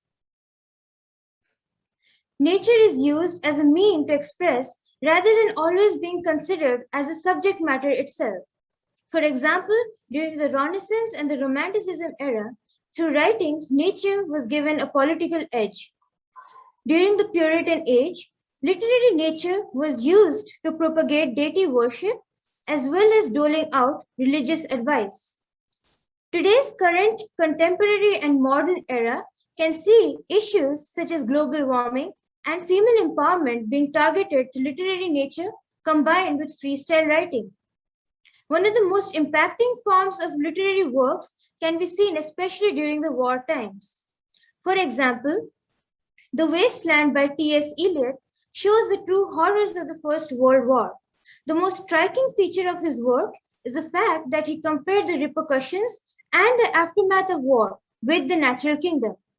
An excerpt goes like this: "That corpse you planted last year in your garden, has it begun to sprout? Will it bloom this year? Or has a sudden frost disturbed its bed?" Taken from the Burial of the Dead. The differences in literary works comparing nature with man doesn't simply arise simply because of their influence and its subject matters, but also because of its diversification in the origin of the various literary artists from across the world. Simply because they hail from different regional backgrounds, it offers us a whole platter and palette of different cultures, traditions, and heritages to savor from. Because each and every literary artist of a different origin has a different story to tell, a different homeland to come from. And because of this, each and every work of their masterpiece reflects sweet memories and bitter pasts of their homes, bringing forward a unique work of art. Nature is yet an undiscovered and only a blank canvas, the art waiting to be created. With each and every brushstroke of nature, the ink stroke of a literary artist matches it. Just like the rolling valleys and the crashing waves of the ocean, emotions pulsate throughout the veins of such literary artists who work upon interpreting nature the best way possible. Thank you. Indeed, it was a breathtaking performance. Now, I would like to request Kavita ma'am to put forth her questions.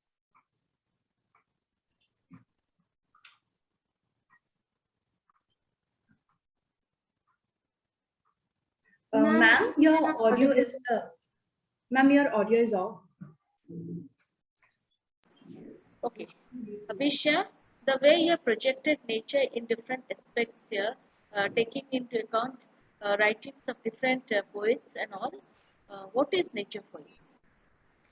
Ma'am, I don't consider nature's only plants and animals, but it's also I'm taking into consideration different auras like human nature, which is our personalities, as well as nature of a given situation, which changes given times and eras. For example, like throughout history, there are so many other periods which have given rise to various writing styles. So nature is not only limited to one thing like plants and animals, because they also have been a witness to history which has replayed over the years. And because of that, through them, we can compare different eras and see how stuff changes over time. So you have shown the picture of Shelley. Yes, ma'am. Something about Shelley.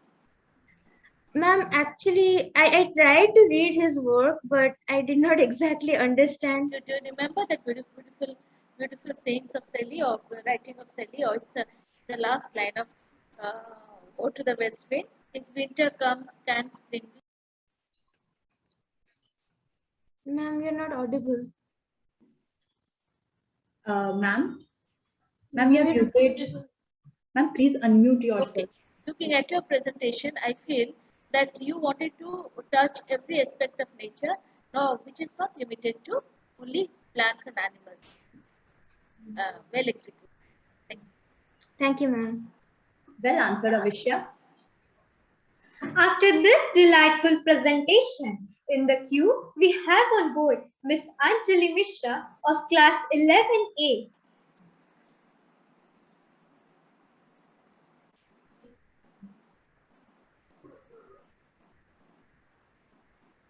Anjali? Am I audible and visible? Yes, you are audible and visible. Is my screen visible now? Yes. Continue. Nature's first green is gold, her hardest hue to hold. Her early leaves a flower, but only so an hour. But only so an hour. Good afternoon, everyone. Honorable Principal Ma'am, esteemed judges, intellectual teachers, and all my fellow participants.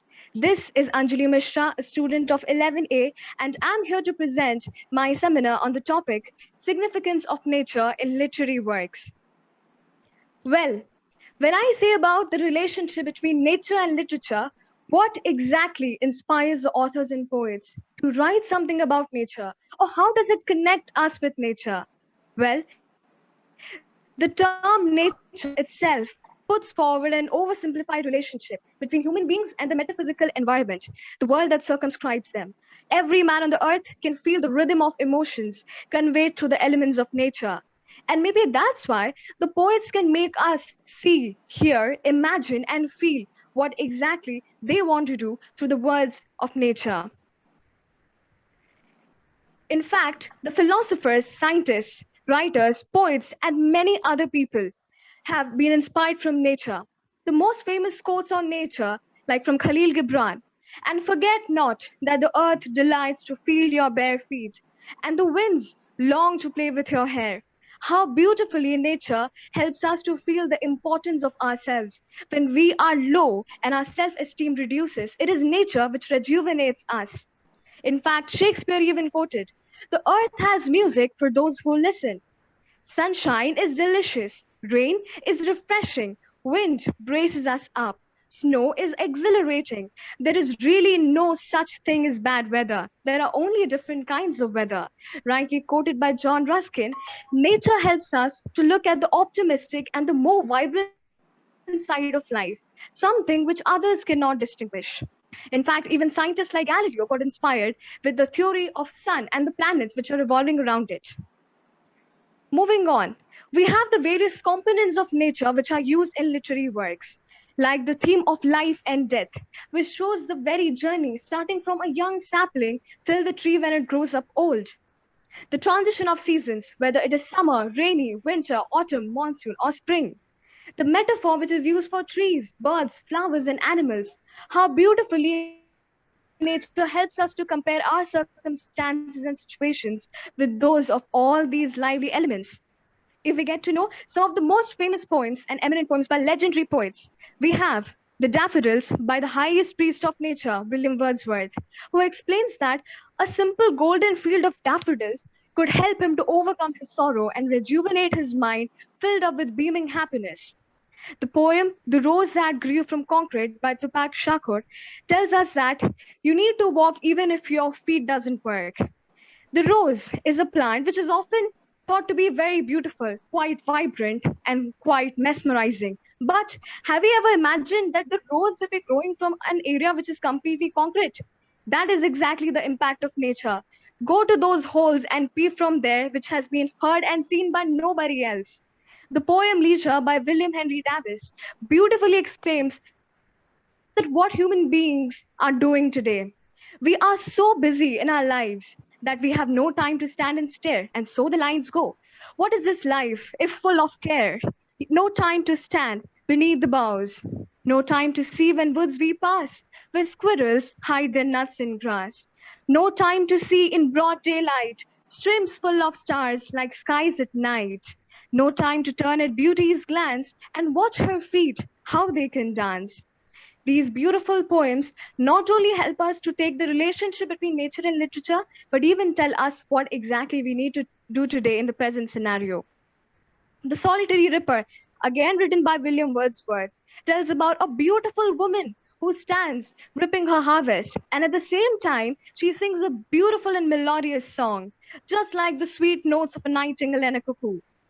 The very famous poem, Stopping by Woods on a Snowy Evening by Robert Frost, even inspired our then Prime Minister Jawaharlal Nehru, who, while lying on his deathbed, underlined the lines, "And miles to go before I sleep, and miles to go before I sleep."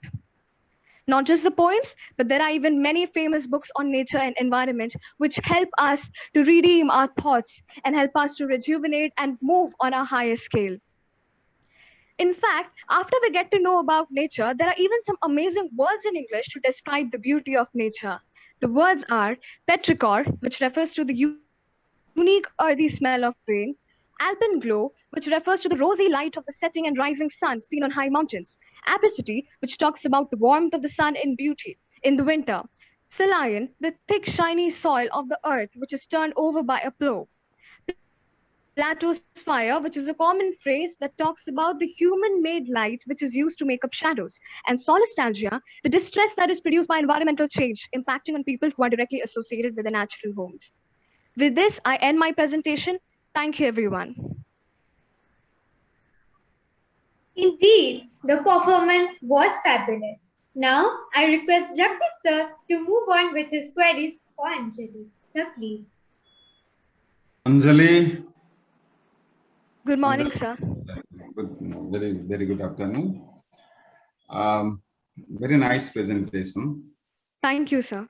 And I also learned some things from your presentations, basically that those vocabulary, those words actually. That's nice. It was really a mosaic of different aspects of literature and nature. Yes, sir. Very nice. Thank you. Being in class 11, you know that wit and intelligence regarding literature and nature. I'm not telling you. I'm not telling that we have got that much intelligence to know more about literature like the teachers and others. But you have got that skill to tackle and beautifully portray your ideas through your presentation. That's nice, actually. Keep it up. My question is a very simple question, actually, and it is related to our day-to-day life. You love nature or not? Absolutely, definitely, sir.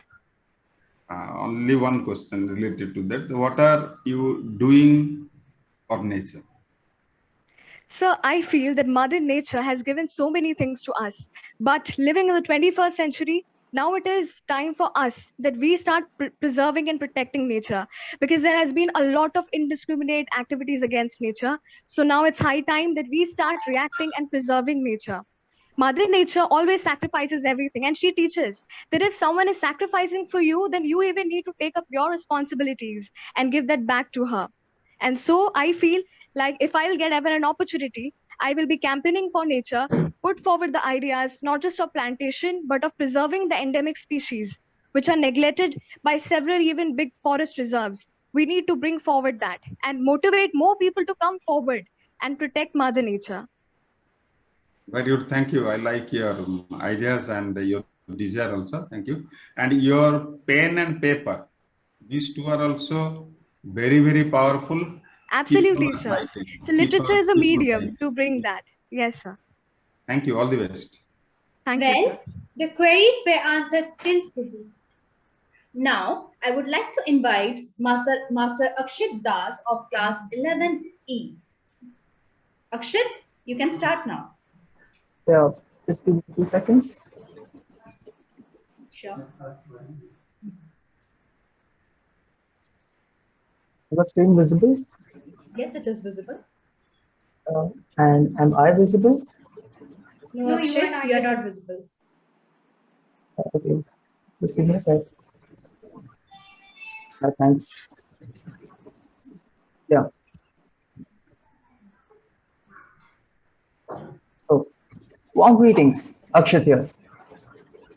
The significance of nature in literary works is a topic very amazing indeed, and I'm more than thrilled to get you through the same in this seminar. I'd like to mention at the very beginning that I do play with words a bit too, so you will find words that ain't there on dictionary.com or thesaurus. Now, let's break down the topic at first. I've highlighted 2 words here, one in green, nature, and another in blue, literature. Now, we'll try to cover the gap. This is nature. Are we any closer? I think yes, but we're quite not there yet. Is this it? Indeed, yes. The Dust of Snow by Robert Frost. So, what's it called? This sublime style of writing is termed as nature writing. Nature writing is fiction or non-fiction, prose or poetry about the natural environment. Nature writing encompasses a wide variety of works ranging from those that place primary emphasis on facts from natural history to those in which philosophical interpretation predominate. It includes natural history essays, poetry, essays of solitude or escape, as well as travel and adventure writing. Sounds good? Great. But where did it come from? Fine. Let's dig into a little history. Gilbert White is often regarded as one of those who shaped the modern attitude of respect for nature. It was in the late 18th century when White, along with William Markwick, published The Natural History and Antiquities of Selborne. It is one of the earliest examples of phenology, a form of nature writing. Eventually, nature predominated as a philosophical tool as the era of Romanticism heralded over the horizon of literature. The characteristic attitudes of Romanticism were a deepened appreciation of the beauties of nature and a general exaltation of emotion over reason and of the senses over intellect. And this is very conspicuous for the fact that Romantic artist David Caspar Friedrich said, and I quote, "The artist's feeling is his law." This is a painting, again by David Caspar Friedrich, Wanderer Over the Sea of Fog. And this, The Little Girl Found from Songs of Innocence and Experience by William Blake. Now, a fast forward to the 20th century. Modernism brought in nature and literature after a little pause since realism. The horrors of World War I saw the Verdeses convey in their works the message of peace. Nature conservation became one of the primary themes and media for the same in the initial decades. However, it was World War II that motivated the second half of the 20th century to write more about nature as other writers emerged, some heralding a new, pointed style carrying stronger warnings of environmental loss. Significant was Rachel Carson, best known for Silent Spring, published in 1962. But in all the years, not if you call it centuries, who have got all the brownie points? Who have put a ding in the universe? Honestly, many did. But to limit it to the maximum of this seminar, I'll just share a list of my personal favorite poets. First, Robert Frost, with his significant works being Stopping by the Woods on a Snowy Evening, Nothing Gold Can Stay, and Birches. Next, Emily Dickinson, renowned for A Bird Came Down the Walk, There Is Another Sky, and A Light Exists in the Spring. And of course, the final is William Wordsworth, of course known for all his works. I can't agree more about that. Yet, Google says it's his Daffodils and Tinton Abbey which have gained the most popularity. Now, if you've heard me carefully about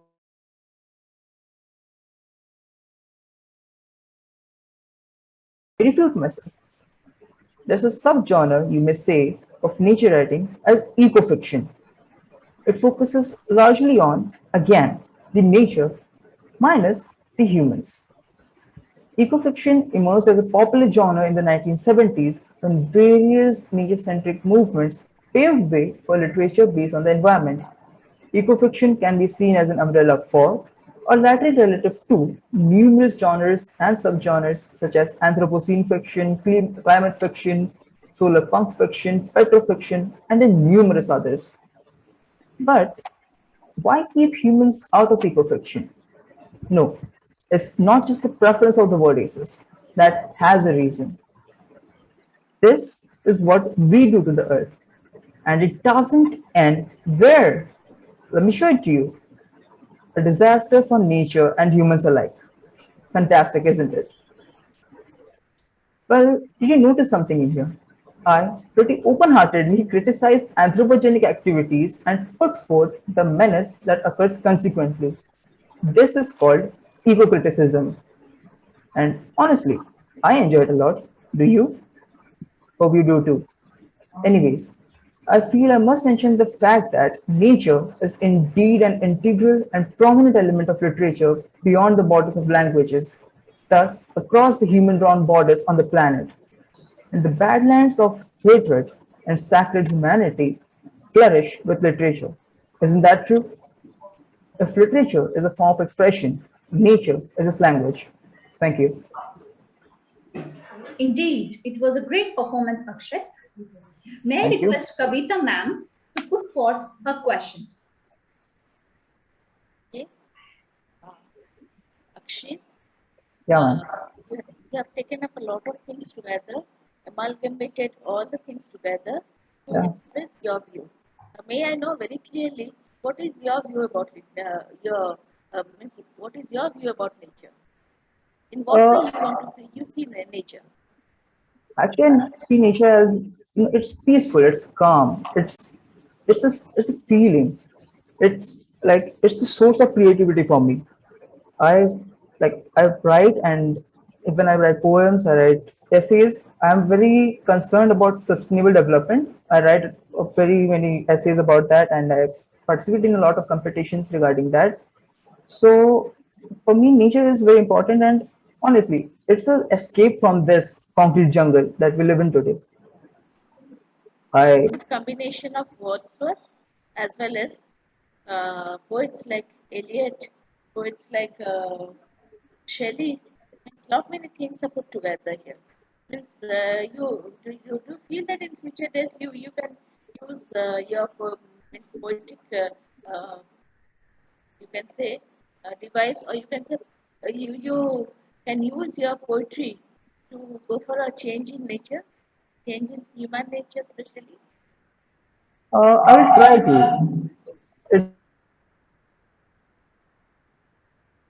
If people are more interested in Netflix, they won't read my poetry, will they?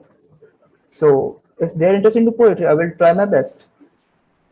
Seem to be very creative. Okay, hope for the best. Later, means I hope you to see you as a great poet in future. Thank you, Seems that ma'am. you have a very lot of thoughts in your mind to create and to become a good poet. Thank you. Yeah. Thank you, ma'am. Well answered, Akshat. At last, we have Smriti Sikha of class 11B. Smriti, you can begin with your presentation now.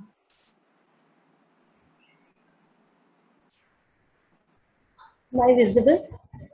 Yes, you are visible and audible.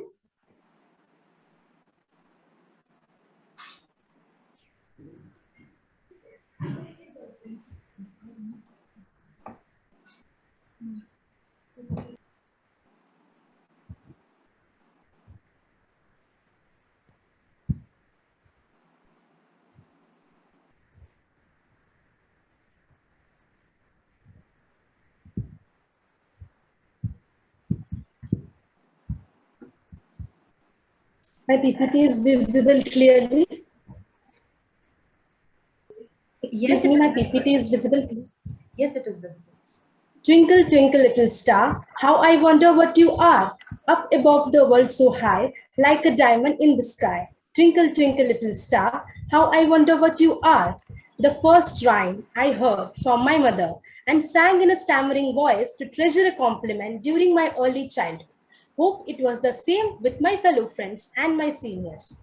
Good afternoon, one and all present over here, honorable judges, respected teachers, and my dear friends. This is Nutishika Tripathi from 11B.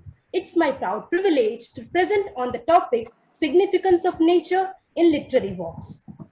When I slowly entered into the world of literature and came to know about the poet of this poem, Mr. Jane Taylor, I was simply influenced by his quality of conglomerating nature with literature to create such a mesmerizing poem which will not only allure a baby, but also will make him or her recite easily. From the grandma's lories to the Vedic chant of grandpa, from the unknown song of a busker to the recitation of a famous poem, I always find a deep connection between nature and literature. When we celebrate the swing of Raja and the full moonlight of Kumar Purnima, the folklores link with nature. The same feelings has been capitalized by all the thinkers, creative artists, poets, narrators to create masterpieces in their respective fields. the world of literature has been serving many wonderful creations by observing, experiencing, and following nature. Ancient Indian literature emphasized on the coexistence of human and nature. A famous line from the Rig Veda says, Prakriti Rakshite Rakshita, which means if you will protect nature, nature will protect you.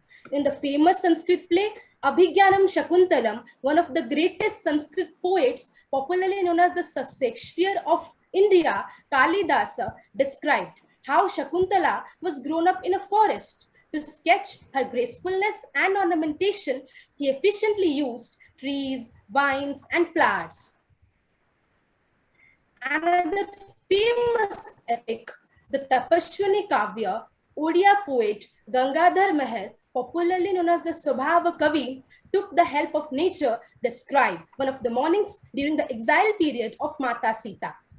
In another famous epic, the Meghadutam, Kalidasa described how a yaksha who had been banished by his master to a remote region for a year asked a cloud to take a message of love to his wife. In the Western literature, one of the famous poet, Robert Frost, portrayed nature with respect to its relationship with humans through his famous poem, Stopping by Woods on a Snowy Evening. Another renowned poet of the Western world, Mr. William Wordsworth, exposed his inner and abstract emotions with the help of nature through his famous poem, Daffodils. According to him, nature was divine and humans could only achieve their true happiness by existing in harmony with nature. Let us again go back to our early childhood, when we were eagerly waiting for the famous cartoon show, The Jungle Book. Till today, we still remember the story of Mowgli and nature. Thus, nature has been playing and will always play a vital role in the vast domain of literature by attracting through its mesmerizing beauty. Last but not the least, I would like to conclude with a famous quote by John Keats. The poetry of the earth is never dead. Thank you for being a patient listener. Have a wonderful day ahead. Indeed, it was stunning. Now it's time to ask Smriti the questions for the next 2 minutes. Sir, please. Yes. Good afternoon, sir. Good afternoon. Smriti, Yes, it sir. was a star performance. I liked it. Thank you, sir. Finally, the event ended with a beautiful percolation.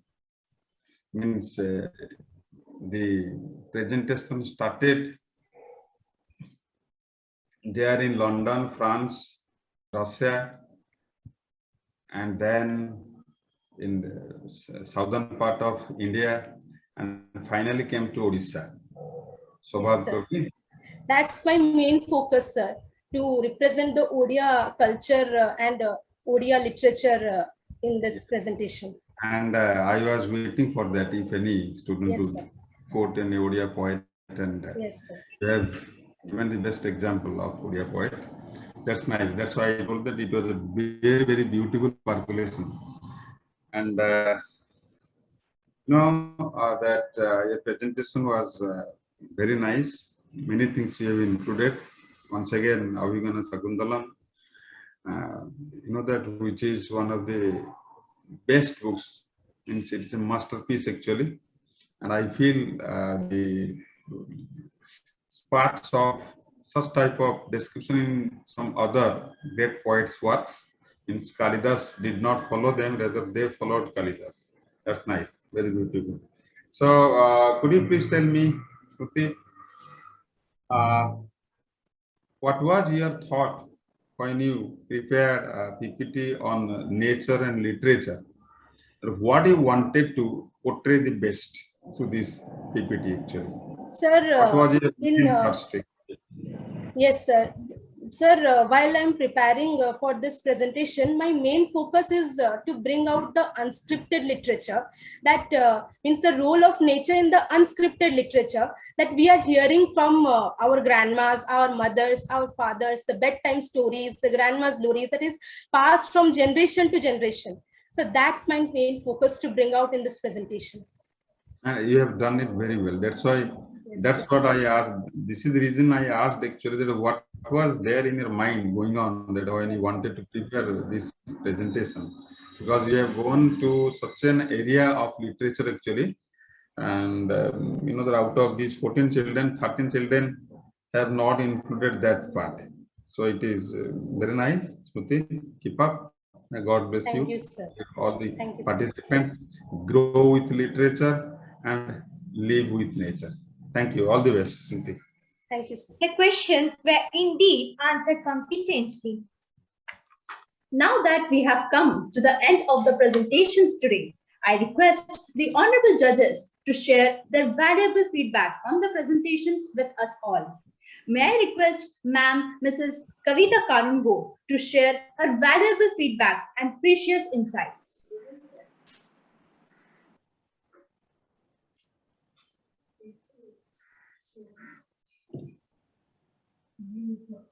Ma'am, your audio is off. Esteemed Principal Ma'am, dear colleagues, and my loving students. I must say, I'm very much impressed by your quality of presentation. It has really impressed me a lot. Nature is the most powerful and mysterious force of the universe for all times to come. It has influenced man greatly in everything, you can say. It's a fate, it's a heavenly pleasure, which has led to creation of beautiful literature in this world. And we are fortunate enough that such great literary giants, they have created such beautiful pieces for us to really ponder upon it. And I'm really very much pleased to find that you people have gone for a lot of research work, try to level best to reach every corner of literature. Every presentation had put forth different aspects of nature, what you wanted to really show us, and we could very well guess about it also. Your attraction, or you can say your longing, your interest for particular theme of literature, or the theme of I should say nature. And what I feel, it's a good collection of different thoughts, emotions, aspects, poetry, poets, theme, poetic device, and above all, a wise and skilled amalgamation of nature and its creator and literature as a whole. So beautiful. You can say to some extent, I can say here that the things which really pleased me, I've taken the screenshot. I'm going to put everything together to make a whole presentation also. Okay.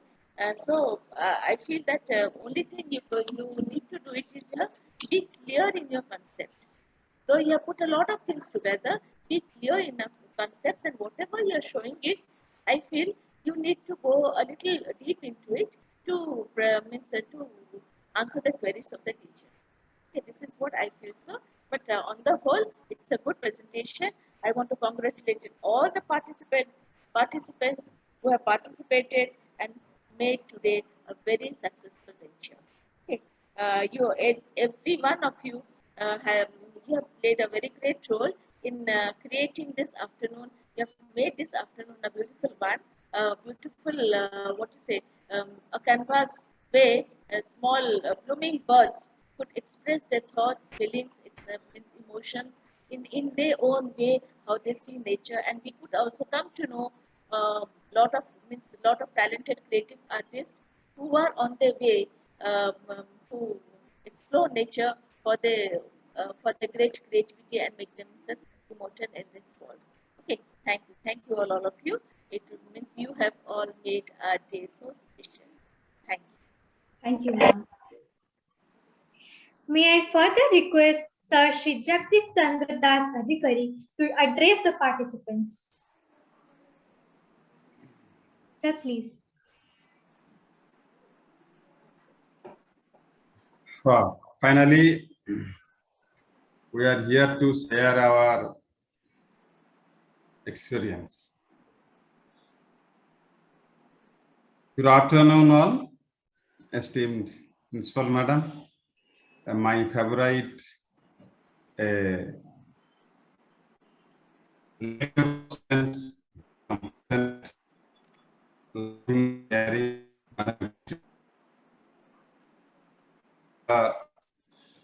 jewels of the school, the teachers of Department of English of UNIT-VIII DAV, the teacher whom I like the best, and my adorable students who participated and who also witnessed this event. Truly speaking, I enjoyed the event, and I enjoyed the event thoroughly. All the participants presented to their best. Everyone is a winner. Everyone is a winner, according to me, of this event, all the participants. I cannot demarcate your wit and intelligence, dear children. You all are really superb. Superb. Always be on the lookout for the presence of wonder. I have got this sensation today by joining you all, my dear young deviants.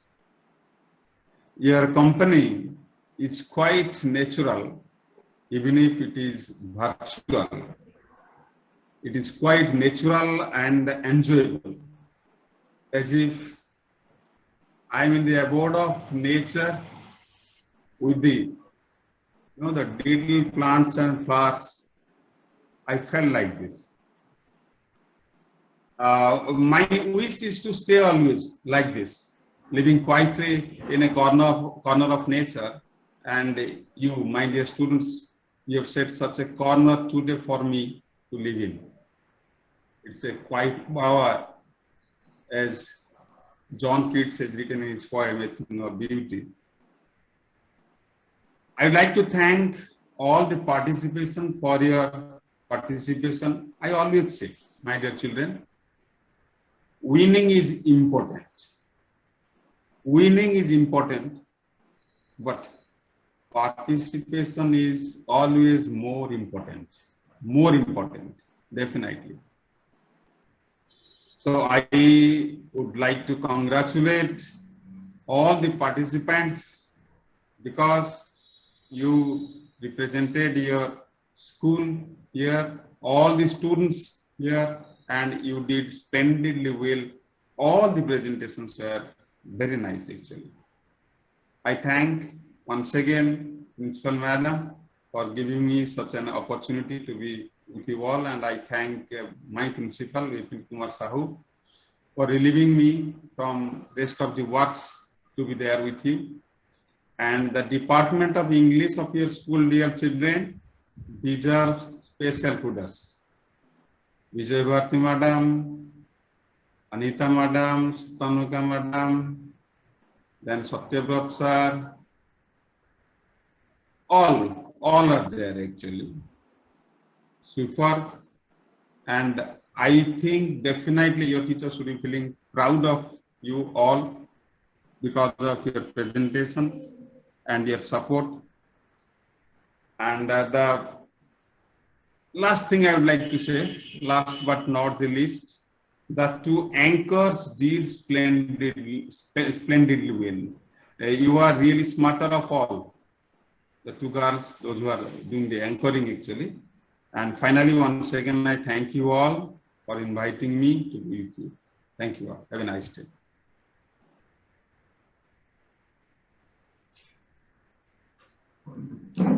Thank you so much, sir. Welcome, Madam. Finally, I see on the screen. So actually, I could not contain myself. Though it was supposed to be an absolutely students program, and teachers were not supposed to be coming in between. But my thanks to Sutanuka Madam also, who communicated and coordinated for all these things. Me especially. Sir, Actually, I have in front of me two very special and senior most teachers of the English department all over Odisha Zone 1. So I could not restrain myself. Kavita ma'am, it was wonderful seeing you here. And it was wonderful listening to all your feedback. And it was a very constructive feedback. Our student participants have definitely gained a lot. This is the second time, yes, this is second time, Kavita madam and myself, I think. Yes. This year, Yes. second time. Yes. First it was in Chandrasekhar. Yes, yes. So this proves, Jagdish sir, how valuable your feedback and how valuable your contribution to the department is. And Jagdish sir, thank you so much. You really appreciated everyone's presentation so well. I'm sure the next time more students will be like inspired to join. Definitely. And we will be happy to have you next year also with us, so that we can have. I know. We are ever ready to be with you all. Definitely. Thank you to all the mentors. Mentors, really, you have worked a lot. It seems so. You have given them a very good idea so that they could put all the things together. It seemed that I saw the whole of college days in within this 2 to 3 hours. Yes, yes. A beautiful world of literature within this 2 to 3 hours. Yes, we understand. We understand. It was like going back to our classes. Yes. And moreover, all the participants, you have done wonderful. The presentations you have made are awesome actually. We learned a lot from you today, the technique of presentation and all, because life goes on changing and evolving. So we too have learned from them. And they were, when we began the seminar, there were 200 participants here. That's a huge number considering the online benefits and perks they utilize. But we had a huge number, and they did stay with us for around just half an hour ago only. We had a huge number of participants with us. But of course, it's already time for them to leave. So they could not be, they have logged out. And everybody is really interested to know who the winner is. As sir said, ma'am said, each one of you is a winner with your style of presentation and the depth of research that you have conducted. But we have to coordinate with the judges. Yes. We have to find out the marks and all given to you. So we'll declare the results in the class groups. Please wait for one more day to know how you have scored. And thank you. The anchors were wonderful. They have taken up, as I said, I was not supposed to be present on the scene, but seeing two senior teachers in front of me, I could not restrain myself. And seeing the wonderful presentation of the students, I could not restrain myself. We are eagerly expecting your presence on the screen, at least in this session, actually, at the end of the session. Definitely. We are devoid of this opportunity. I'm delighted with your presence. I'm delighted with the students, participants. So I'll take your leave now. Thank you, everyone. Thank you so much. So I wish all of you a very bright future and successful career in your life. Thank you all of you for giving us such a beautiful opportunity. Well, an event like this cannot come about overnight. The wheels start rolling weeks ago. It requires forethought and a bird's eye for all details. Hence, we must express our gratitude. It's a privilege to render the vote of thanks on this scholastic occasion. At the outset, I would like to thank beloved Principal Ma'am for giving us elbow room to work in and learn from such organized curricular and co-curricular activities. Our sincere thanks is extended to esteemed jury members for their fair and unbiased evaluation of the presentations.